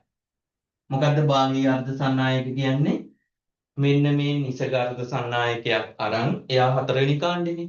ඊට දෙපැත්තේ කාණ්ඩ දෙකෙන් කවුරු හරි දෙන්නෙක් මිශ්‍ර කරලා හදාගන්න ඒවට කියනවා නිසග අර්ධ සන්නායක කියලා. පැහැදිලිද? ඔන්න දැන් ආයි කියනවා සංශුද්ධව ගත්තම 4 වෙනි කාණ්ඩේ සිලිකන් සහ ජර්මේනියම් ඒවට කියනවා මොනවද? නිසග අර්ධ සන්නායක. බාහ්‍ය කියන්නේ නිසග අර්ධ සන්නායකයක් අරන් දෙපැත්තේ තියෙන කාණ්ඩ දෙකෙන් මොකද්ද? මූලද්‍රව්‍ය එකතු කරනවා. ඒකට අපි කියනවා මාත්‍රණයෙන් හදාගන්න ඒවට කියනවා බාහ්‍ය අර්ධ සන්නායක. එකතු කරන්නේ මොන මූලද්‍රව්‍යද කියන එකෙන් බාහ්‍ය අර්ධ සන්නායකත් නැවත කොටස් දෙකකට බෙදනවා. එකක් n වර්ගයේ බාහ්‍ය අර්ධ සන්නායක අනිත් එක p වර්ගයේ. ඔයගොල්ලෝ වල අහලා ඇති n වර්ගයේ සහ p වර්ගයේ අර්ධ සන්නායක කියලා. තේරුණානේ? ඒව දැන් කියලා දීගෙන යනවා. එහෙනම් මතක තියාගන්න නිසග කියන්නේ මොකද්ද? 4 වෙනි කාණ්ඩයේ සිලිකන් සහ ජර්මේනියම් සංයුක්තව ගත්තා. එයාට මොකද්ද? ඊට දෙපැත්තේ කාණ්ඩ දෙකේ මූලද්‍රව්‍ය එකතු කරලා හදාගන්න ඒවට කියනවා බාහ්‍ය කියලා. බාහ්‍ය අර්ධ සන්නායක නැවත කොටස් දෙකයි n වර්ගයේ සහ p වර්ගයේ.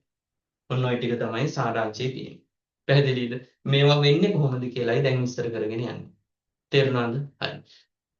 දැන් මෙන්න මෙහෙම එකක්. ඔයගොල්ලන්ට සාමාන්‍යයෙන් අපි දන්නවා 4 වෙනි කාණ්ඩයේ මූලද්‍රව්‍ය තියෙන්නේ දැලිස් ලෙස. දැලිස් කියන්නේ මෙහෙම. 4 වෙනි කාණ්ඩයේ මූලද්‍රව්‍ය වල කෙමිස්ට්‍රි වල ඉගෙනගෙන තියෙනවා අවසාන කාචයේ ඉලෙක්ට්‍රෝන කීයද? 4යි. අවසාන කාචයේ ඉලෙක්ට්‍රෝන කීයක් තියෙනවද? 4ක් තියෙනවා. පැහැදිලිනේ? එතකොට 4 වෙනි කාණ්ඩයේ මූලද්‍රව්‍ය වල අවසාන කාචයේ ඉලෙක්ට්‍රෝන කීයක් තියෙනවද? 4ක් තියෙනවා. එතකොට අපි සිලිකන් ගත්තොත් මම සිලිකන් වලින් කියලා දෙන්නම්. එහෙම නැත්නම් ජර්මේනියම් වලින්. අපේ නෝට් එකේ කියන්නේ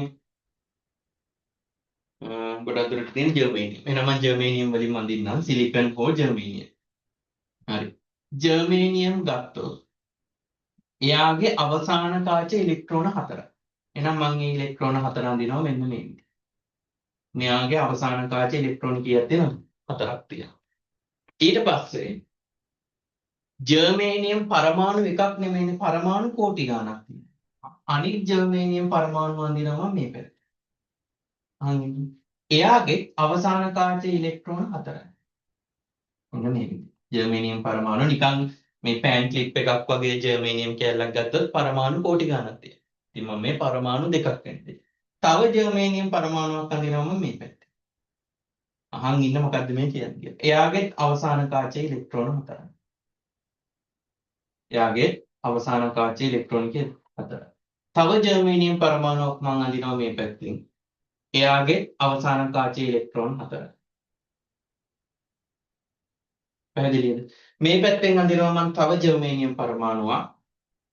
කෝටි ගණනක් තියෙනවනේ. ඔක්කොම අඳින්න බෑ මම මේකක් අඳිනවා. එයාගේ අවසාන කාචයේ ඉලෙක්ට්‍රෝන 4යි. පැහැදිලිද? හරි. ලොකු ගණනක් තියෙනවනේ. මම මෙතනින් අඳිනවා තවත් ජර්මේනියම් පරමාණු. දෙක අහන් ඉන්න. මේ ජර්මේනියම් පරමාණුවේ 4 වෙනි කාණ්ඩයේ හින්දා අවසාන කාචයේ ඉලෙක්ට්‍රෝන 4යි. මේ විදිහට ඉලෙක්ට්‍රෝන 4ක්. මම මෙතනින් අඳිනවා තවත් ජර්මේනියම් පරමාණුවක්. ඒ ජර්මේනියම් පරමාණුවේ අවසාන කාචයේ ඉලෙක්ට්‍රෝන 4යි. අවසාන කාචයේ ඉලෙක්ට්‍රෝන 4යි. මම මෙතනින් අඳිනවා තවත් ජර්මේනියම් පරමාණුවක්. එයාගේ අවසාන කාචයේ ඉලෙක්ට්‍රෝන 4යි. ඒක මම නිල් පෑනින් තමයි දක්වලා තියෙනවා. මෙතනින් අදිනවා තවත් ජර්මේනියම් පරමාණුවක්. එයාගේ මේවා අඳින්නේ නැහැ. ප්‍රින්ට් එකේ දාලා තියෙනවා. අවසාන කාචී ඉලෙක්ට්‍රෝන 4යි. ඕක තේරුණාද? දැන් මේ වගේ ජර්මේනියම් පරමාණු කෝටි ගණනක් තියෙනවා. මේ පැත්තටත් තියෙනවා, උඩටත් තියෙනවා, යටටත් තියෙනවා, මේ පැත්තටත් තියෙනවා. පැහැදිලිද? එතකොට ජර්මේනියම් ගත්තම ඒගොල්ලෝ හතරවන කාණ්ඩේ හතරවන කාණ්ඩේ අවසාන කාචේ ඉලෙක්ට්‍රෝන 4යි. මෙන්න මේ විදිහට ඉලෙක්ට්‍රෝන 4 මේ විදිහට පේනවා. එතකොට මේගොල්ලෝ මෙන්න මේ විදිහට ළඟින් ආසන්න වෙද්දී මෙයාගේ එක ඉලෙක්ට්‍රෝනයකුයි මෙයාගේ එක ඉලෙක්ට්‍රෝනයකයි අරගෙන මෙන්න මේ විදිහට බන්ධනයක් සාදනවා. පැහැදිලිද? මෙයාගේ එක ඉලෙක්ට්‍රෝනයයි මෙයාගේ එක ඉලෙක්ට්‍රෝනයකුයි අරගෙන මේ විදිහට බන්ධනයක් සාදනවා. මෙයාගේ දායකත්වය අරයාගෙන් ඉලෙක්ට්‍රෝනයයි මෙයාගෙන් ඉලෙක්ට්‍රෝනයයි. මෙන්න මේ විදිහට මොකද්ද වෙන්නේ? එකිනෙකා අතර බන්ධන සාදාගෙන දැලිස් විදිහට තමයි තියෙන්නේ. මේ බලන්න මෙයාගෙන් මේ දෙක. මේ හැම එක්කෙනා අතරම එකිනෙකට බන්ධන සාදාගෙන ඉන්නවා මෙන්න මේ විදිහට. සංශුද්ධ ජර්මේනියම් ගත්තොත් මේ විදිහට. ජර්මේනියම් විතරයි තියෙන්නේ. ඒගොල්ලෝ සංශුද්ධයි. සංශුද්ධ අය ගත්තොත් මෙන්න මේ විදිහට තමයි.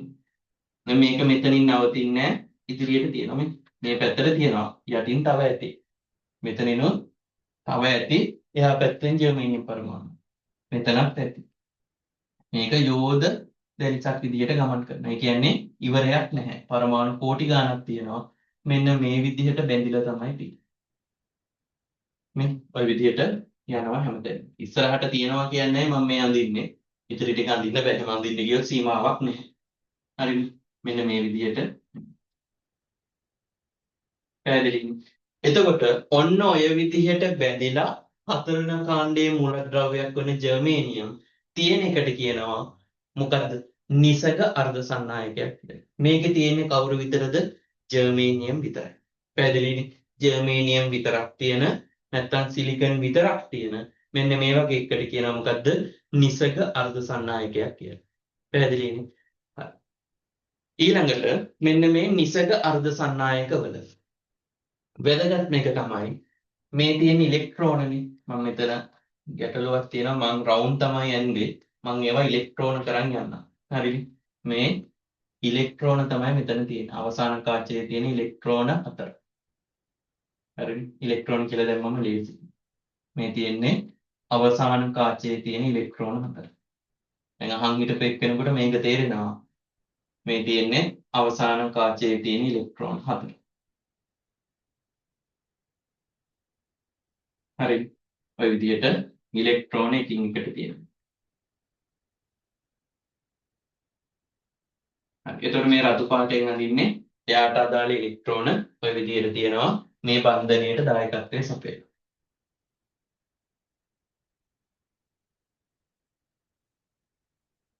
හරි. මෙන්න මේ විදිහට තියෙනවා. හරි. මම මේ ඉලෙක්ට්‍රෝන ඇන්දේ කුහර රවුමක් අඳින්න ඕන හින්දා ඉලෙක්ට්‍රෝනයක් ওই විදිහට අඳිනවා. හරි. රවුම මම පාවිච්චි කරේ නැත්තේ ඒකයි.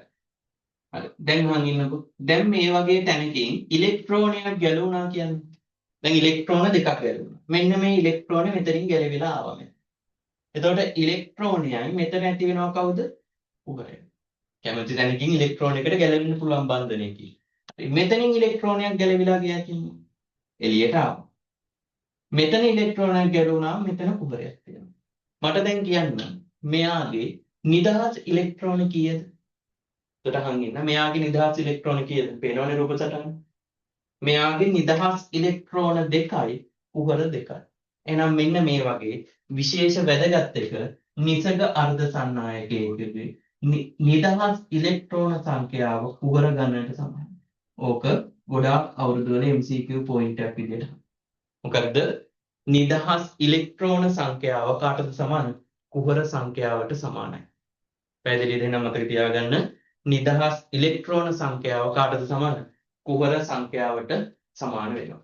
තේරුණානේ? එහෙනම් ඔළුවේ තියාගන්න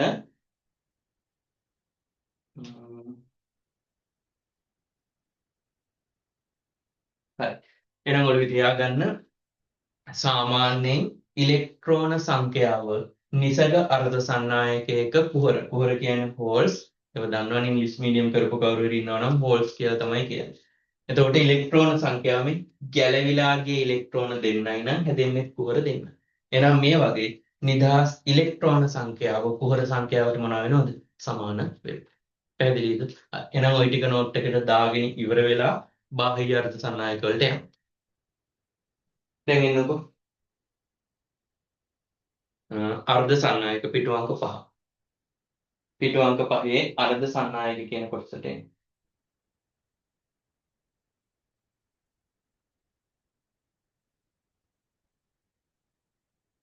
හරි. පිටු අංක 5 අර්ධ සන්නායක කියන කොටසට කියවගෙන යන්න. අර්ධ සන්නායක යනු සන්නායක හා පරිවාරක වලට අතරමැදි ගුණ පෙන්වන ද්‍රව්‍ය විශේෂය. සන්නායකයි පරිවාරක අතරයි අතරමැදි ගුණ පෙන්වන ද්‍රව්‍ය විශේෂයකි.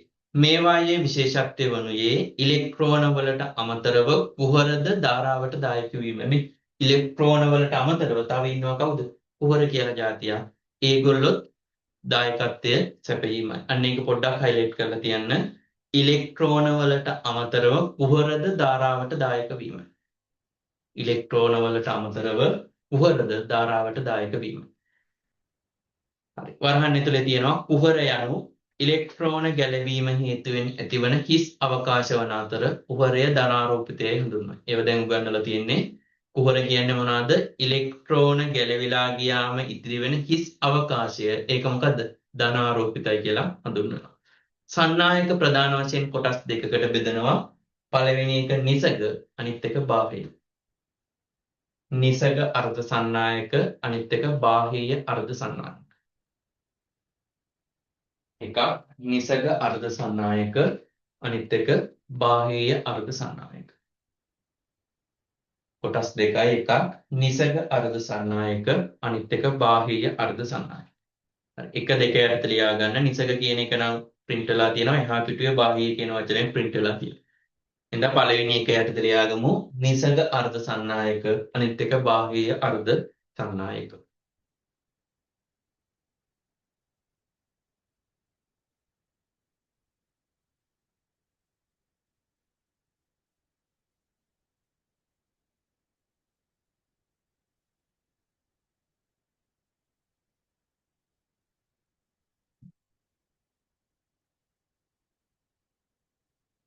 නිසග සහ බාහ්‍ය. හරි. ඊළඟට නිසග අර්ධ සන්නායකයත් ලියාගමු සාමාන්‍ය පෑණින්.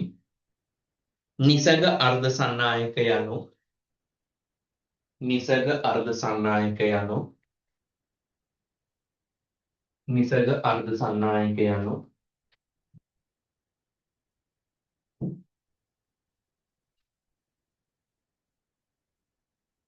නිසග අර්ධ සන්නායක යනු ආවර්තිතා වගුවෙහි නිසග අර්ධ සන්නායක යනු ආවර්තිතා වගුවෙහි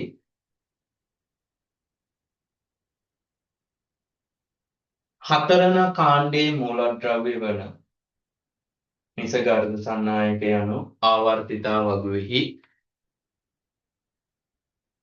හතරවන කාණ්ඩයේ මූලද්‍රව්‍ය වන සිලිකන් හා ජැමිනි.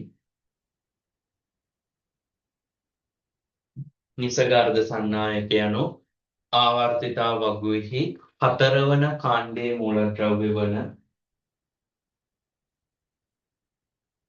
හතරවන කාණ්ඩයේ මූලද්‍රව්‍ය වන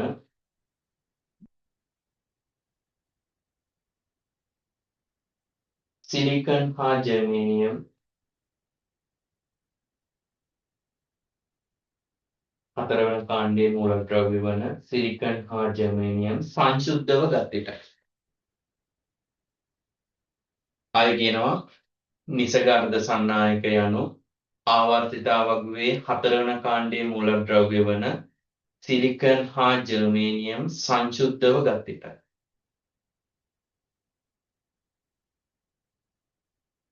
හතරවන කාණ්ඩයේ මූලද්‍රව්‍ය වන සිලිකන් හා ජර්මේනියම් සංශුද්ධව ගත් විටයි.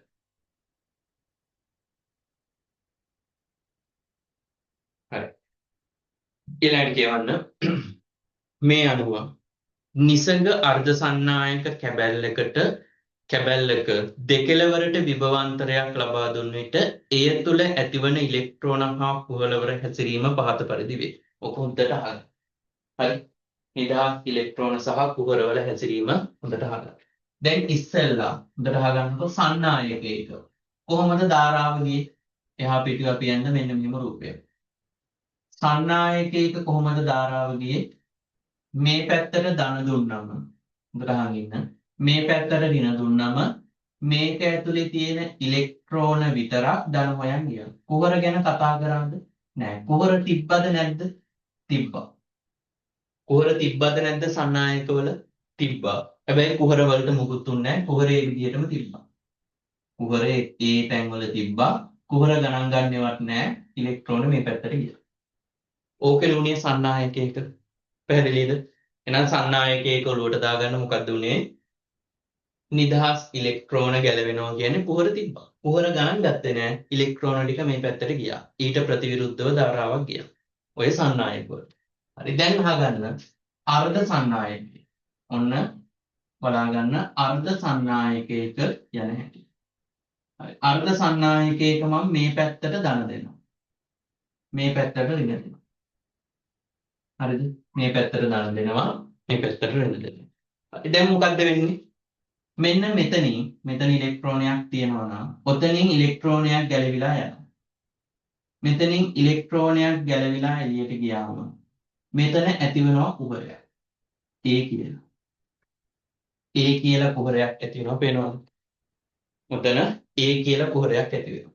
පැහැදිලිද? මෙතන මෙන්න මේ විදිහට A කියලා කුහරයක් ඇති වෙනවා. A කුහරය පුරවන්න තටහන් ඉන්න වෙන තැනකින් ඉලෙක්ට්‍රෝනයක් ගැලවිලා එනවා. මේ කුහරය පුරවන්න මෙයා ධනාරූපිතයිනේ. වෙන තැනකින් ඉලෙක්ට්‍රෝනයක් ගැලවිලා එනවා. එහෙනම් මේ වගේ වෙන තැනකින් ඉලෙක්ට්‍රෝනයක් ගැලවිලා එනවා මේ කුහරය පුරවන්න.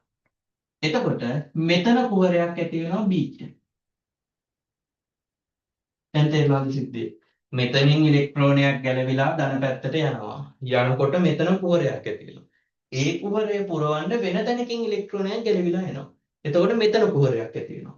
ඒ කුහරය පුරවන්න රහන් ඉන්න ඒ කුහරය පුරවන්න වෙන තැනකින් තව ඉලෙක්ට්‍රෝනයක් ගැලවිලා එනවා. වෙන තැනකින් ඉලෙක්ට්‍රෝනයක් ගැලවිලා එනවා. එතකොට මෙතන C කියලා තවත් කුහරයක් ඇති වෙනවා. දැන් ඕක දිගටම වෙනවා. පැහැදිලිද? එතකොට මෙයා පුරවන්න මොකද වෙන්නේ? තව තැනකින් ගැලවිලා එනවා. දැන් මෙයා පුරවන්න මොකද වෙන්නේ? තව තැනකින් ඉලෙක්ට්‍රෝනයක් ගැලවිලා යනවා. එතකොට එතන කුහරයක් ඇති වෙනවා. ඕක නොනවත්තා සිද්ධ වෙනවා. මේක D කියලා ගන්න. මෙතනින් ගැලවිලා ඉලෙක්ට්‍රෝනය මෙතෙන්ට එනවා. එතකොට මෙතන D කියලා. ඔන්න ඔය විදිහට යනවා. දැන් තේරෙනවද කොහොමද මේ නිසක අර්ධ සන්නායකවල ඉලෙක්ට්‍රෝන ගමන් කරන්න කියලා? එහෙනම් ඔලුවට දාගන්න මෙතෙන්ට ධන දෙනවා මෙහෙට ඍණ දෙනවා. හරි ඉස්සෙල්ලා වගේමයි. මේ සන්නායකයක මේ අර්ධ සන්නායකයක හොඳට අහගන්න මේක හරියටම ඔළුවට දාගන්න මේකේ තියරි තමයි තියෙන්නේ. අද දවසේ තියරි තමයි ගොඩක් දුරට තියෙන්නේ. ඊළඟ දවසේ සම්පූර්ණ ගණන් විතරයි තියෙන්නේ. මේක අර්ධ සන්නායක. මේක අර්ධ සන්නායකයක මේක සන්නායකයක. සන්නායකයක අපි ඉස්සෙල්ලා කතා කරා. මොකද්ද කතා කරේ? කුහර තියෙනවා. කුහර ගණන් ගන්න නැහැ. ඉලෙක්ට්‍රෝන ටික මෙහෙට යනවා. ඉලෙක්ට්‍රෝන ගමන් කරන දිශාවට ප්‍රතිවිරුද්ධව ධාරාවක් යනවා. පාඩම් පටන් ගත්තේ එතන. පැහැදිලිද? දැන් අර්ධ සන්නායකයක් වෙනස්. එයා නිකන් ඉන්නේ. මොකද ඉලෙක්ට්‍රෝනය මෙහෙට යද්දී ඒ කුහරය පුරවන්න තමයි කෙනෙක් එන්නේ. එතකොට මෙතන කුහරයක් ඇති වෙනවා. ඒ කුහරය පුරවන්න මෙහෙන් ඉලෙක්ට්‍රෝනයක් එනවා. එතකොට මෙතන කුහරයක් එනවා. ඒ කුහරය පුරවන්න මෙතනින් ඉලෙක්ට්‍රෝනයක් එනවා. එතකොට කුහරයෙන් කුහරයට පැන පැන තමයි යන්නේ. ඉස්සෙල්ලා ඉලෙක්ට්‍රෝන ගියේ කෙලින්ම. දැන් යන්නේ කුහරයෙන් කුහරයට පැන.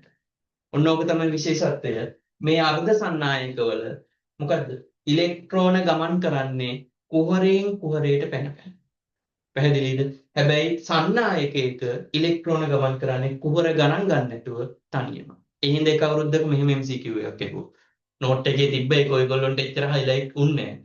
මෙන්න මෙහෙම MCQ එකක් අහලා තියෙනවා. පළවෙනි එක සන්නායකවල ධාරාව සඳහා කුහර දායකත්වයේ සපයන්නේ නැත.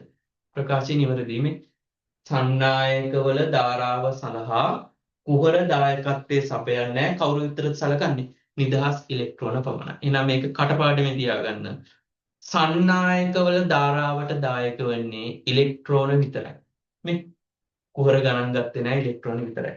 හැබැයි අර්ධ සන්නායකවල ධාරාවට ඉලෙක්ට්‍රෝන සහ කුහර කියන දෙවර්ගයේම දායකත්වයේ සපයනවා. දායකත්වයේ සපයන්නේ කොහොමද කියලා දුන්නා. මේ කුහරයෙන් කුහරයට පැන පැන තමයි යන්නේ. එහෙනම් ඉලෙක්ට්‍රෝන සහ කුහර කියන දෙන්නම දායකත්වය සපයනවා. එහෙනම් ඉලෙක්ට්‍රෝන ගමන් කරන දිශාවට ප්‍රතිවිරුද්ධව ධාරාව යනවා. ඒවා වෙනස් වෙන්නේ. ඉලෙක්ට්‍රෝන යන්නේ මෙහෙට ඊට ප්‍රතිවිරුද්ධව ධාරාව යනවා. පැහැදිලිද? ඔන්න ඔය දෙක උඩට ඔලුවට දාගන්න. මේ දෙක මාරම වැදගත්. සන්නායකයක ධාරාවට දායක වෙන්නේ නිදහස් ඉලෙක්ට්‍රෝන විතරයි. අර්ධ සන්නායකයක නිදහස් ඉලෙක්ට්‍රෝන වලට අමතරව කවුරුත් දායකත්වයේ සපයනවද? කුහරත් දායකත්වයේ සපයන. දැන් මේකේ උනේ නිදහස් ඉලෙක්ට්‍රෝන ටික නිකම්ම ගියා කුහර ගණන් ගත්තේ නැහැ. මේගොල්ලෝ එහෙම නෙමෙයි කුහරයෙන් කුහරයට පැන පැන තමයි ඉස්සරහට ඉලෙක්ට්‍රෝන ගමන් කරන්නේ. ඒ නිසා ධාරාවට නිදහස් ඉලෙක්ට්‍රෝන සහ කුහර කියන දෙන්නම දායකත්වයේ සපයනවා. මම උතන උඩ highlight කරා. බලන්න. පිටු අංක 5 දෙවෙනි තරු ලකුණේ මම highlight කරාද නැද්ද? අර්ධ සන්නායක යටතේ මේවායේ විශේෂත්වය වනුයේ ඉලෙක්ට්‍රෝන වලට අමතරව කුහරද ධාරාවට දායකත්වයේ සැපීමයි. මේ ඉලෙක්ට්‍රෝන වලට අමතරව කවුද ධාරාවට දායකත්වයේ සපයන්නේ? කුහරද ධාරාවට දායකත්වයේ සැපීම. මෙතන නිදහස් ඉලෙක්ට්‍රෝන විතරයි. මෙතන ඉලෙක්ට්‍රෝන වලට අමතරව කුහරද ධාරාවට දායකත්වයේ සැපයුවා. පැහැදිලිද? හරි. එහෙනම් කියවන්න ඊළඟ තරු ලකුණ. නිසග අර්ධ සන්නායක යටතේ දෙවෙනි තරු ලකුණ. මේ අනුව නිසග අර්ධ සන්නායක කැබැල්ලක දෙකළවරට විභවාන්තරයක් ලබා දුන් විට එය තුළ ඇතිවන ඉලෙක්ට්‍රෝන හා කුහරවල හැසිරීම පහත පරිදි වේ. මෙන්න මේ රූපේ තමයි තෙන්ට එන්නේ. පේනවනේ මෙහෙට ධන දෙනවා. මේ පැත්තට ඍණ දෙනවා. එතකොට මොකද වෙන්නේ? මෙයා ඉලෙක්ට්‍රෝනයක් ගැලවෙද්දි කුහරයක් එනවා. එයා පුරවන තව ඉලෙක්ට්‍රෝනයක් එනවා. එතකොට කුහරයක් එනවා. එයා පුරවන තව ඉලෙක්ට්‍රෝනයක් එනවා. එතකොට ඉලෙක්ට්‍රෝන යන්නේ මෙහෙට ඊට ප්‍රතිවිරුද්ධව ධාරාවක් හටගන්නවා. පැහැදිලිද? හරි. ඕක විස්තරයට දාලා තියෙනවා. කියවමුකෝ අඳින්න කලින්. මේ අනුව ඉහත රූපයේ පරිදි ඒ ස්ථානයෙන් ඉලෙක්ට්‍රෝනයේ නිදහස් වීම හේතුවෙන් ඇති වූ කුහරය මේ ඒ ස්ථානයෙන් ඉලෙක්ට්‍රෝනය නිදහස් වීම හේතුවෙන් ඇති වූ කුහරය පිරවීමට B ස්ථානයෙන් ඉලෙක්ට්‍රෝනයක් ගැලවී ඒ ස්ථානයට පැමිණේ. ඒ ස්ථානයෙන් ඉලෙක්ට්‍රෝනයක් ගැලවිලා ඇතිවෙච්ච පුරප්පාඩුව පුරවන්න B ස්ථානයෙන් ඉලෙක්ට්‍රෝනයක් ගැලවිලා ඒ ස්ථානයට පැමිණේ. එවිට B ස්ථානයේ නව කුහරයක් ඇතිවන අතර එම කුහරය පිරවීමට C ස්ථානයෙන් ඉලෙක්ට්‍රෝනයක් ගැලවී B ස්ථානයට පැමිණේ. මෙතනින් ගැලවිලා Bට එනවා. ඉලෙක්ට්‍රෝනයක් ගැලවී B ස්ථානයට පැමිණේ. එවිට C ස්ථානයේ නව කුහරයක් ඇති වේ. දැන් පැහැදිලිද? ඉලෙක්ට්‍රෝනයක් ගැලවෙනවා. ඒ කුහරය පුරවන්නේ B ගෙන්. එතකොට B ගේ කුහරයක් එනවා. ඒක පුරවන්නේ C ගෙන් ගැලවිලා එනවා. එතකොට C ගේ කුහරයක් එනවා. ඒක පුරවන්නේ D ගෙන් ගැලවිලා එනවා. පැහැදිලිද? ඔය කියපු සිද්ධිය තමයි තියෙන්නේ. එහෙනම් මෙතන ඔය රූපේ ලොකුවට දාලා තියෙනවා. මෙන්න මේ ටික ඇඳලා දාන්න. අනේ ඕකෙන් ලොකු දෙයක් ඔයගොල්ලන්ට ඔලුවට දාගන්න පුළුවන්. මෙන්න මේ ටික විතරයි. ධාරාව යනවා මේ පැත්තට කියන එකයි මෙන්න මේ ටික. මෙන්න මේ ටික දාලා තියෙනවා.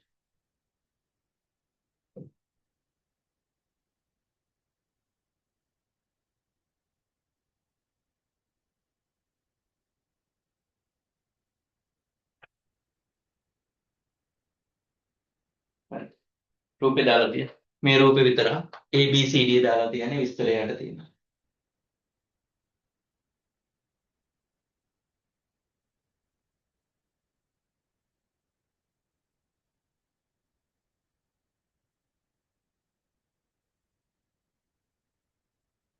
ටක් ගාලා රූපේ දාලා තියෙනවා. ලොකු රූපයක් තියෙනවා මේකේ මේක දාලා තියෙනවා.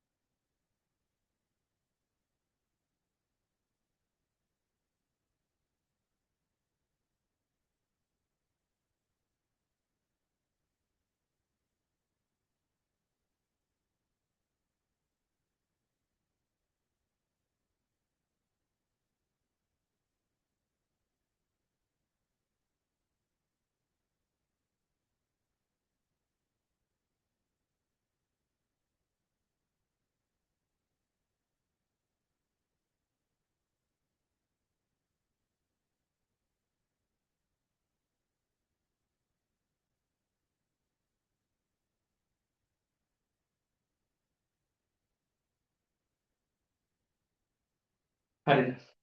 ගැලවිලා යනවා කියලා ඔය විදිහට දාලා තියන්න. හරි ඊළඟට එන්නකෝ. ඊළඟට මම විස්තරේ කිව්වා ඒකෙන් ගැලවිලා ඔය විදිහට යන්නේ. එහෙනම් ලියාගමු ඊළඟ තර ලකුණේ. මේ අනුව පෙනී යන්නේ ලියාගන්න මේ අනුව පෙනී යන්නේ යටින් තියෙන තර ලකුණු ලියාගන්න මේ අනුව පෙනී යන්නේ කුහරයෙන් කුහරයට මාරු වෙමින්. මේ අනුව පෙනී යන්නේ කුහරයෙන් කුහරයට මාරු වෙමින් කුහරයෙන් කුහරයට මාරු වෙමින් ඉලෙක්ට්‍රෝන ඉදිරියට ගමන් කරන බවයි. මේ අනුව පෙනී යන්නේ කුහරයෙන් කුහරයට මාරු වෙමින් ඉලෙක්ට්‍රෝන ඉදිරියට ගමන් කරන බව. මේ අනුව පෙනී යන්නේ කුහරයෙන් කුහරයට මාරු වෙමින් ඉලෙක්ට්‍රෝන ඉදිරියට ගමන් කරන බව. රතු පැන්නින් ඒක කරනවා. මේ අනුව පෙනී යන්නේ කුහරයෙන් කුහරයට මාරු වෙමින් ඉලෙක්ට්‍රෝන ඉදිරියට ගමන් කරන බව. රතු පැන්නින් මෙහිදීද ඉලෙක්ට්‍රෝන ගමන් කරන දිශාවට ප්‍රතිවිරුද්ධව මෙහිදීද ඉලෙක්ට්‍රෝන ගමන් කරන දිශාවට ප්‍රතිවිරුද්ධව මෙහිදීද ඉලෙක්ට්‍රෝන ගමන් කරන දිශාවට ප්‍රතිවිරුද්ධව මෙහිදීද ඉලෙක්ට්‍රෝන ගමන් කරන දිශාවට ප්‍රතිවිරුද්ධව එතුලින් ධාරාවක් හටගනු ලැබේ. මෙහිදීද ඉලෙක්ට්‍රෝන ගමන් කරන දිශාවට ප්‍රතිවිරුද්ධව එතුලින් ධාරාවක් හටගනු ලැබේ. මෙන්න මේකේ විශේෂ දෙයක් තියෙනවා. මෙන්න මේක හොඳට අහගන්න. මෙන්න මේක පොඩි ගැටලු සහගත තැනක් ආපු එක. දැන් ඔයගොල්ලෝ දැකලා තියෙනව නේද අර මේ බස් වල ගහලා තියෙන LED light. මේ වගේ අර බල්බ් වැල් ගහලා තියෙන අර ලස්සන කරන්නේ. මේ බස් වල ගහලා තියෙනවනේ. ඒ වගේ ඔයගොල්ලෝ දැකලා ඇති කහ පාට ලයිට් එක මෙහිට යනවා වගේ. අර යන්නේ ලයිට් ඉස්සරහට යනවා පිටිපස්සට යනවා බල්බ් වැල් දාලා තියෙන බස් වල. ඒතර බස් වල අර දාලා තියෙද්දි මෙන්න මේ විදිහට බල්බ ඉස්සරහට යනවා. අර බුදුරජාණන් වගේ තියෙන අර ඔය පහන් වලේම උඩට යනවා වගේ. කොහොමද ඒ උඩට යනවා වගේ පේන්නේ? සාමාන්‍යයෙන් ඔතන තියෙන්නේ මොකද්ද? මෙයා පත්තු වෙනවා. එයා නිවෙනකොටම මෙයා පත්තු වෙනවා. මෙයා නිවෙනකොටම මෙයා පත්තු වෙනවා. එයා නිවෙනකොටම මෙයා පත්තු වෙනවා. එතට අහන්නේ. එයා නිවෙනකොටම මෙයා පත්තු වෙනවා. මෙහෙම තමයි යන්නේ. අර බල්බ වැල් වල අර බල්බ ඉස්සරහට යන්නේ නැහැ. ඔයගොල්ලෝ දැකලා තියෙනවනේ. බස් එකේ ගහලා තියෙන බල්බ ඉස්සරහට යන්නේ නෑ. මෙයා පත්තු වෙනවා. එයා නිවෙනකොටම අනිත් එක්කෙනා පත්තු වෙනවා. මෙයා නිවෙනකොටම මෙයා පත්තු වෙනවා. එයා නිවෙනකොටම මෙයා පත්තු වෙනවා. මෙයා නිවෙනකොටම මෙයා පත්තු වෙනවා. එතකොට අපිට පේනවා බල්බ මෙහෙට යනවා වගේ. ඔක දන්නවනේ සාමාන්‍යයෙන් අර බස් වල ගහලා තියෙන ට්‍රිවිල් වලින් මෙතෙන්ටත් එන්නේ.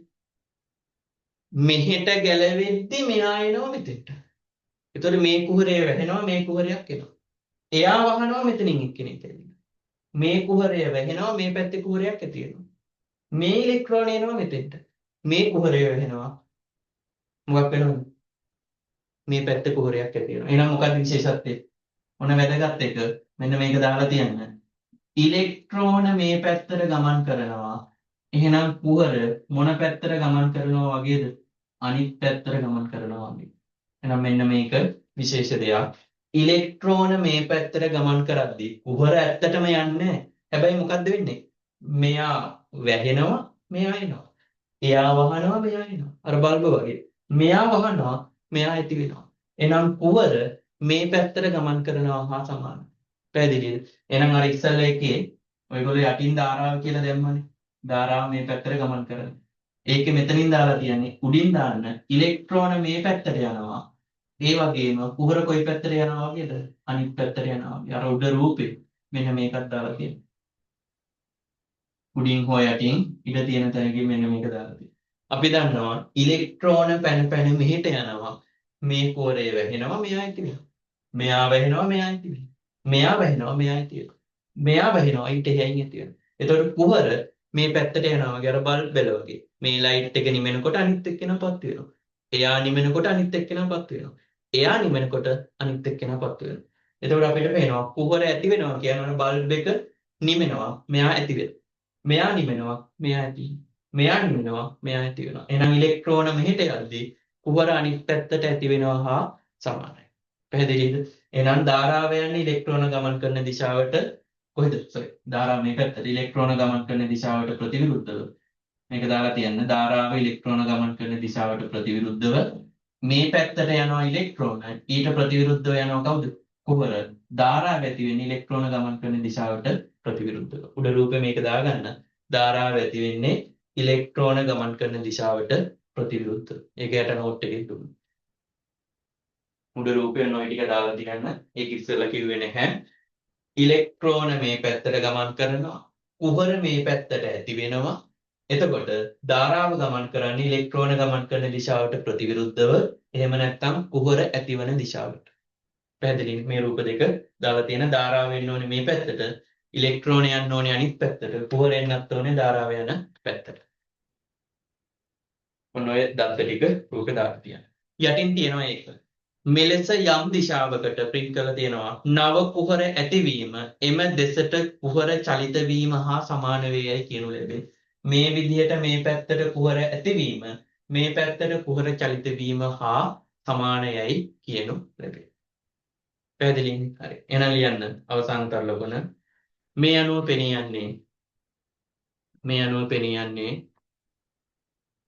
පෙනී යන්නේ ඉලෙක්ට්‍රෝන එක් දිශාවකටත් මේ අනුව පෙනී යන්නේ ඉලෙක්ට්‍රෝන එක් දිශාවකටත්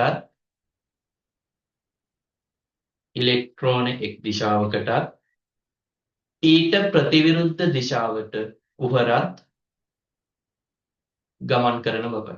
මේ අනුව පෙනී යන්නේ ඉලෙක්ට්‍රෝන එක් දිශාවකටත් ඊට ප්‍රතිවිරුද්ධ දිශාවට කුහර ඊට ප්‍රතිවිරුද්ධ දිශාවටත් ගමන් කරන බවයි. ලියාගන්න යට තර ලකුණේ මේ අනුව පෙනී යන්නේ ඉලෙක්ට්‍රෝන එක් දිශාවකටත් කුහර ඊට ප්‍රතිවිරුද්ධ දිශාවටත් ගමන් කරන බව. ඒකටම රතු පෑනෙන් මෙම නිසග අර්ධ සන්නායකයකට. ඒකටම රතු පෑනෙන් මෙම නිසග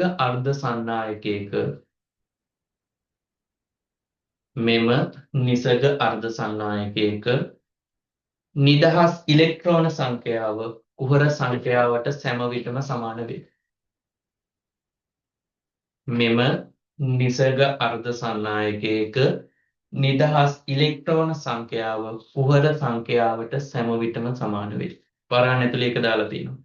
ඉලෙක්ට්‍රෝන ගන්න සමානයි කුහර ගන්න කියලා. මෙම නිසග අර්ධ සන්නායකයක නිදහස් ඉලෙක්ට්‍රෝන සංඛ්‍යාව කුහර සංඛ්‍යාවට සෑම විටම සමාන වේ.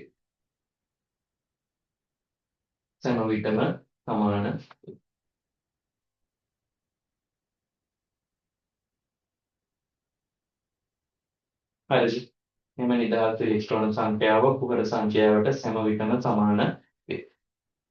හරි. ඊළඟට යටින් තියෙනවා එමෙන්ම මෙම නිසග අර්ධ සන්නායකවල පවතින අඩු සන්නායක ලක්ෂණ නිසා මේවා ප්‍රායෝගික යෙදීම්වලදී භාවිතා නොකරයි. මේ නිසග අර්ධ සන්නායක ප්‍රායෝගික යෙදීම්වල භාවිතා කරන්නේ නැහැ. උදාහරණ ලියලා තියන්න. සිලිකන්, ජර්මේනියම්, තව ඉතින් උදාහරණ දෙකක් විතර ලියලා තියන්න. සෙලේනියම්, ඔය වගේ උදාහරණ හතරක් තියෙන ප්‍රධානම ඔයගොල්ලන්ට ඒ ලෙවල් වල තියෙන්නේ සිලිකන් සහ ජර්මේනියම් විතරයි. උදාහරණ යටතේ මෙහෙම උදාහරණ හතරක් දාලා තියෙනවා. හරිනේ. අඩුපාඩු දාන්නට ගන්න.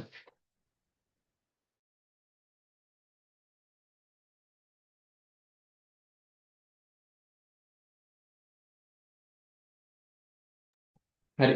දාගන්නට ගන්න.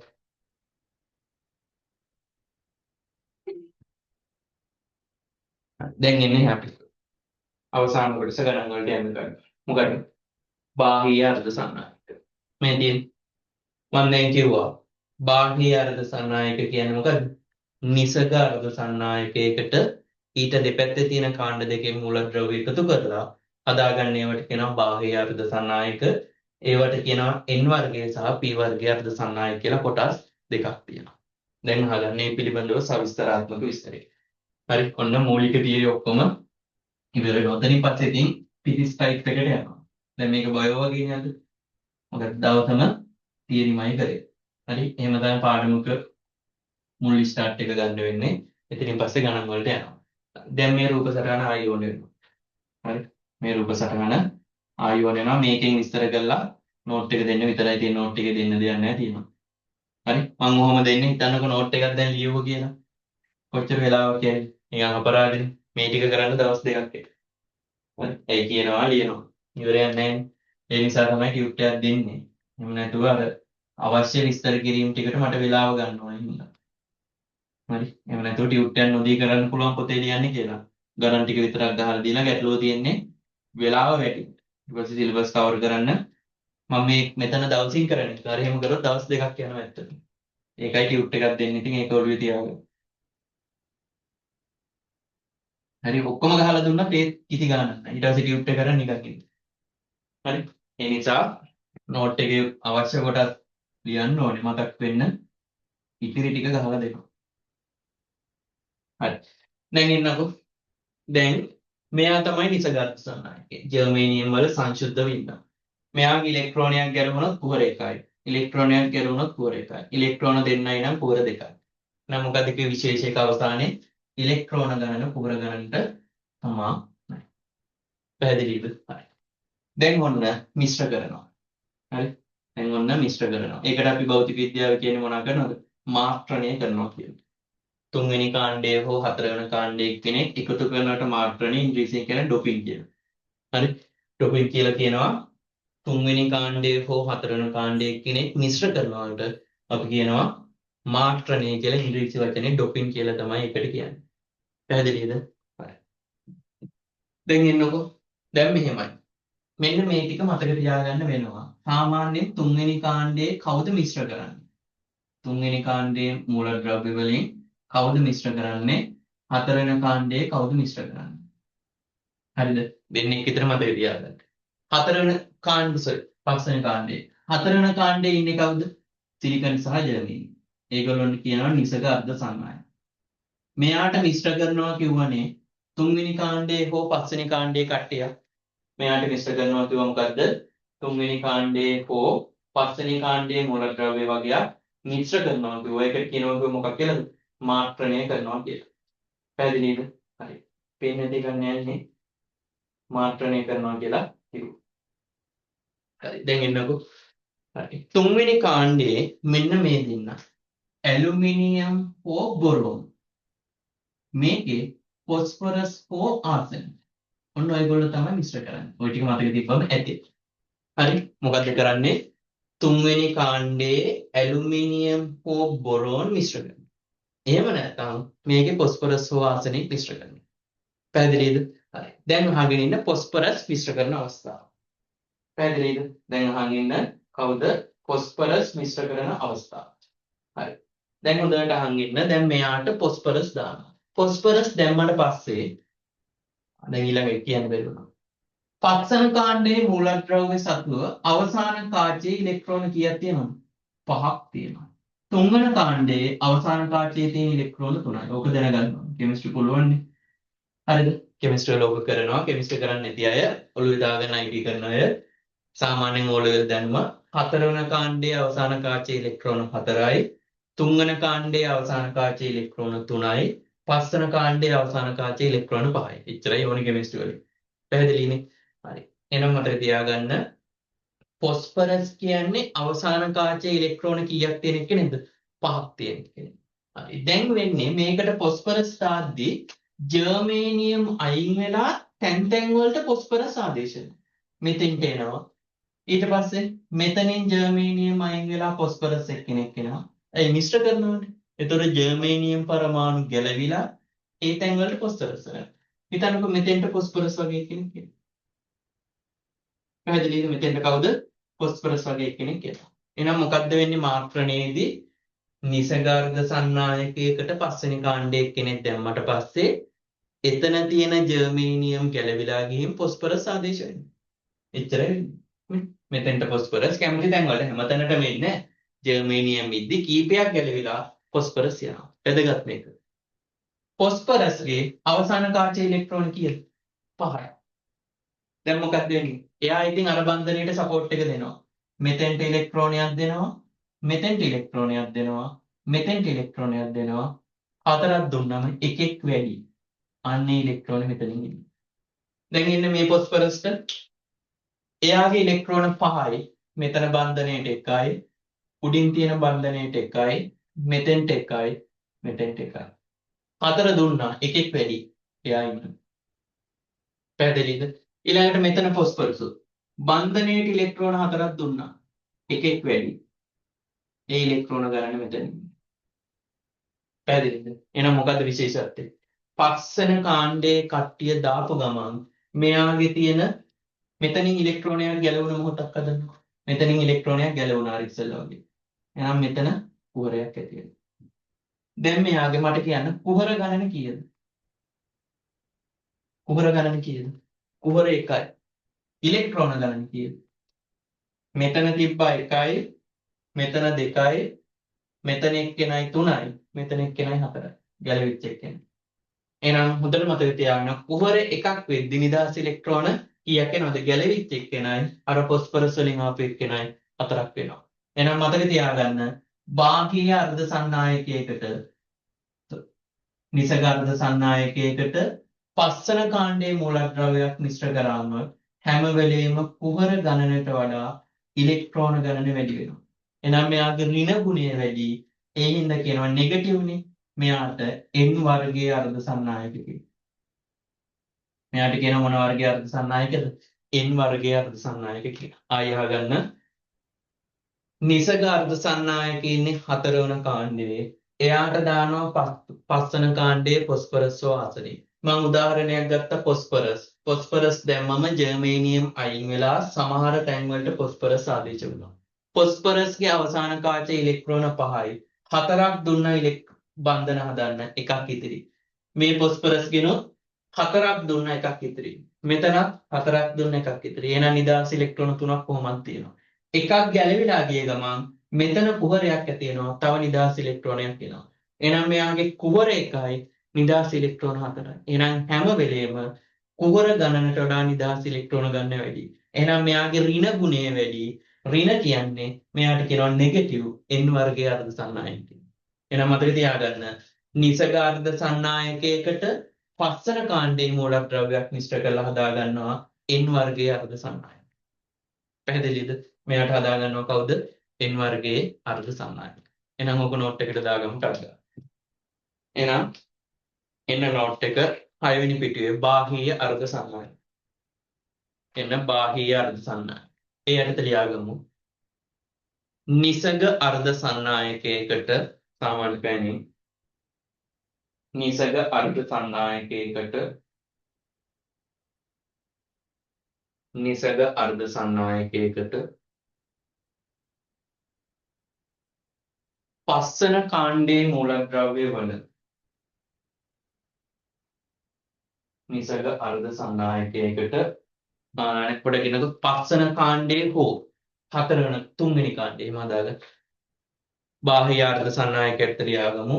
නිසග අර්ධ සන්නායකයකට පස්සන කාණ්ඩයේ හෝ 3 වෙනි කාණ්ඩයේ නිසග අර්ධ සන්නායකයකට පස්සන කාණ්ඩයේ හෝ 3 වෙනි කාණ්ඩයේ මූලද්‍රව්‍යයක් එකතු කිරීමෙන්. හරියට ලියාගන්න. නිසග අර්ධ සන්නායකයකට පස්සන කාණ්ඩයේ හෝ 3 වෙනි කාණ්ඩයේ මූලද්‍රව්‍යයක් එකතු කිරීමෙන්. ඒකට වරහන් ඇතුලේ ලියාගන්න මාත්‍රණයෙන්. මේ වචනේ මම ලියනවා මාත්‍රණයෙන්. ඩොපින් කියලා කියනවා මාත්‍රණයෙන්. නිසග අර්ධ සන්නායකයකට පස්සන කාණ්ඩයේ හෝ 3 වෙනි කාණ්ඩයේ මූලද්‍රව්‍යයක් එකතු කිරීමෙන් වරහන් ඇතුලේ මාත්‍රණයෙන්. සාදා ගන්නා අර්ධ සන්නායක මෙලෙස හඳුන්වයි. නිසග අර්ධ සන්නායකයකට පස්වන කාණ්ඩයේ හෝ 3 වෙනි කාණ්ඩයේ මූලද්‍රව්‍යයක් එකතු කිරීමෙන් වරහන් ඇතුලේ මාත්‍රණයෙන් සාදා ගන්නා අර්ධ සන්නායක මෙලෙස හඳුන්වයි. සාදා ගන්නා අර්ධ සන්නායක මෙලෙස හඳුන්වයි. සාදා ගන්න අර්ධ සන්නායක මෙලෙස හඳුන්වයි. ඒවා ප්‍රධාන ආකාර දෙකකි. ඒවා ප්‍රධාන ආකාර දෙකකි. ඒවා ප්‍රධාන ආකාර දෙකකි. හරි. එහෙනම් print එකේ තියෙන ප්‍රධාන ආකාර දෙක මොකද්ද? n වර්ගයේ අර්ධ සන්නායක හා p වර්ගයේ අර්ධ සන්නායක. දැන් ඊළඟට මාතෘකාව දාලා තියෙනවා n වර්ගයේ අර්ධ සන්නායක. ඒ යටතේ ලියාගමු. ආවර්තිතා වගුවේ පස්සන කාණ්ඩයේ මූලද්‍රව්‍ය වන ඒ යටතේ ලියාගමු. ආවර්තිතා වගුවේ පස්සන කාණ්ඩයේ මූලද්‍රව්‍ය වන ආවර්තිතා වගුවේ පස්සන කාණ්ඩයේ මූලද්‍රව්‍ය වන ෆොස්ෆරස් හෝ ආසනික්. පස්සන කාණ්ඩයේ මූලද්‍රව්‍ය වන ෆොස්ෆරස් හෝ ආසනික්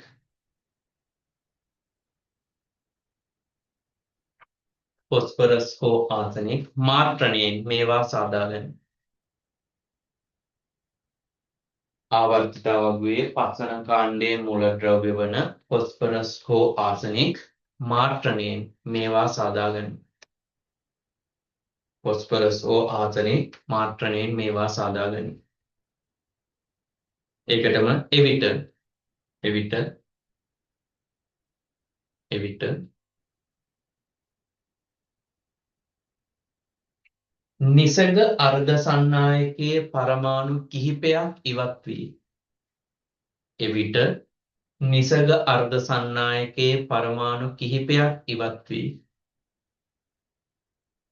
එවිට නිසග අර්ධ සන්නායකයේ පරමාණු කිහිපයක් ඉවත් වී මේවා ආදේශ වේ. එච්චරයි. එවිට නිසග අර්ධ සන්නායකයේ පරමාණු කිහිපයක් ඉවත් වීම 3 දෙනෙක් අයින් වුණා. මේ ෆොස්ෆරස් ආදේශ වුණා. නිසග අර්ධ සන්නායකයේ පරමාණු කිහිපයක් ඉවත් වී මේවා ආදේශ වේ. හරි. මේ රූපෙත් ඔතන තියෙනවා. උණ දේ print කරලා තියෙනවා. අනේ පරමාණු කිහිපයක් ඉවත් වී මේවා ආදේශ වේ. ටක් ගාලා කියවන් යම්.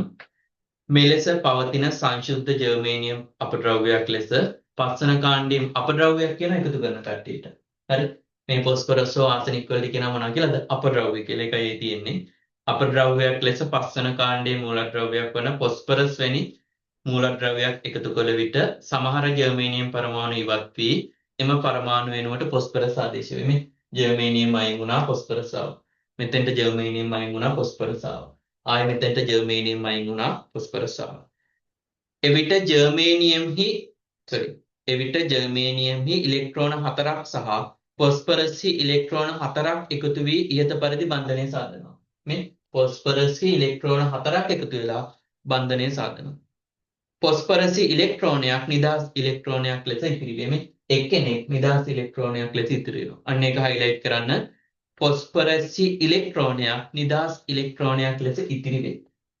5ක් තියෙනවා 4ක් බන්ධන හදනවා එකක් නිදහස් ඉලෙක්ට්‍රෝනයක් ලෙස ඉතිරි වෙනවා. එහෙනම් ඒක highlight කරන්න.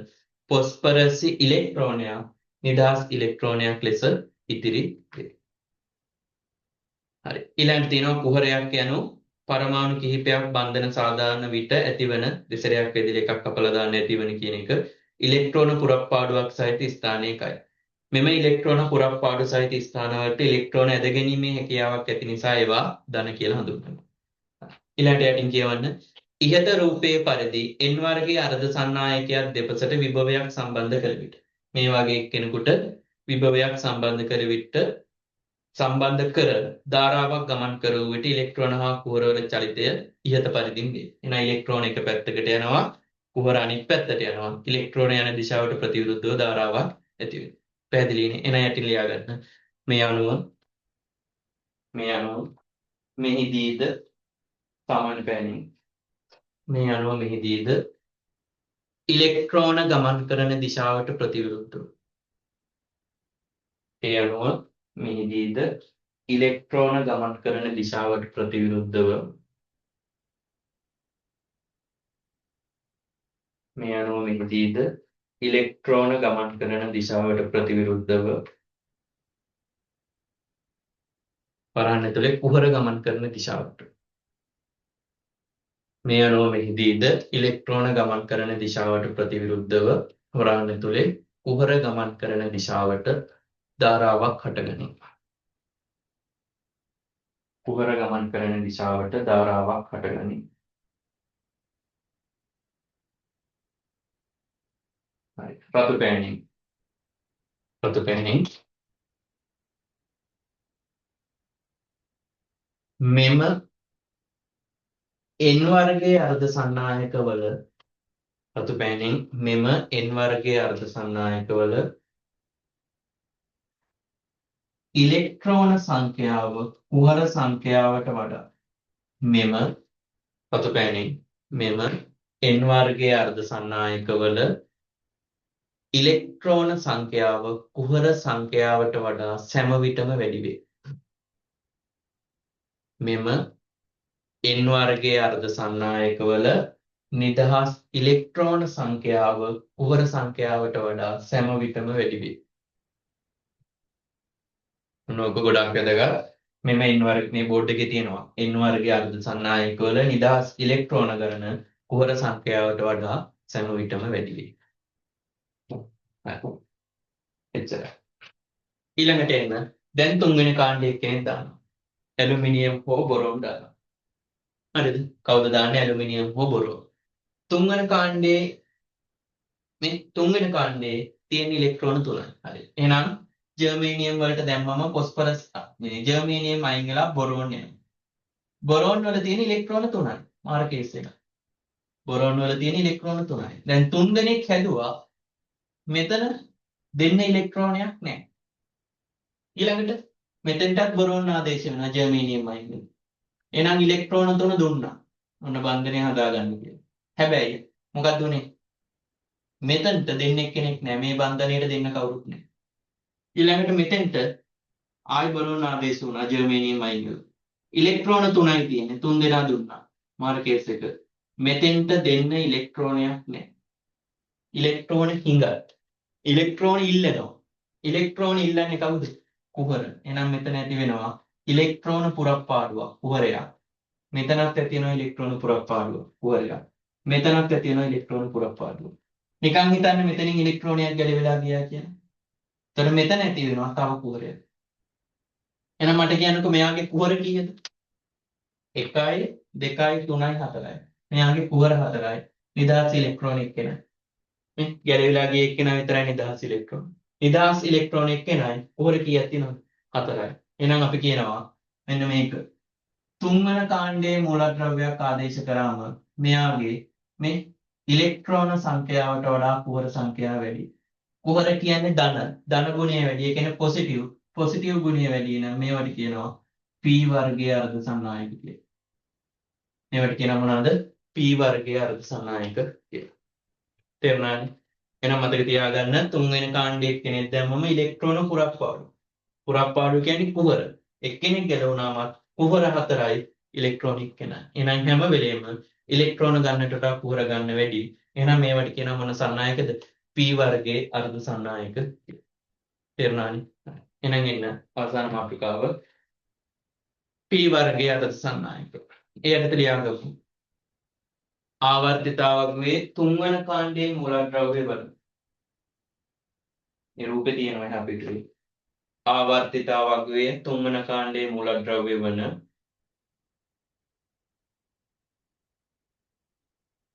ආවර්තිතාවකයේ තුන්වන කාණ්ඩයේ මූලද්‍රව්‍ය වන boron aluminium. Boron aluminium. Boron aluminium. Boron aluminium. Boron aluminium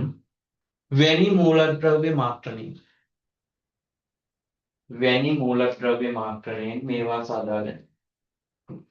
ආවර්තිතාවකයේ තුන්වන කාණ්ඩයේ මූලද්‍රව්‍ය වන බොරෝන් ඇලුමිනියම් වැනි මූලද්‍රව්‍ය මාත්‍රණයෙන් මේවා සාදාගන්න.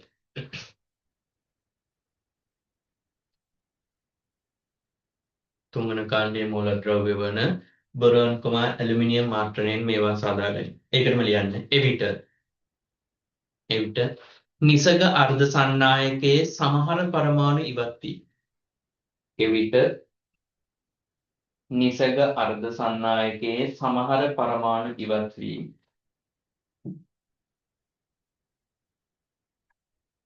එවිට නිසග අර්ධ සන්නායකයේ සමහර පරමාණු ඉවත් වී.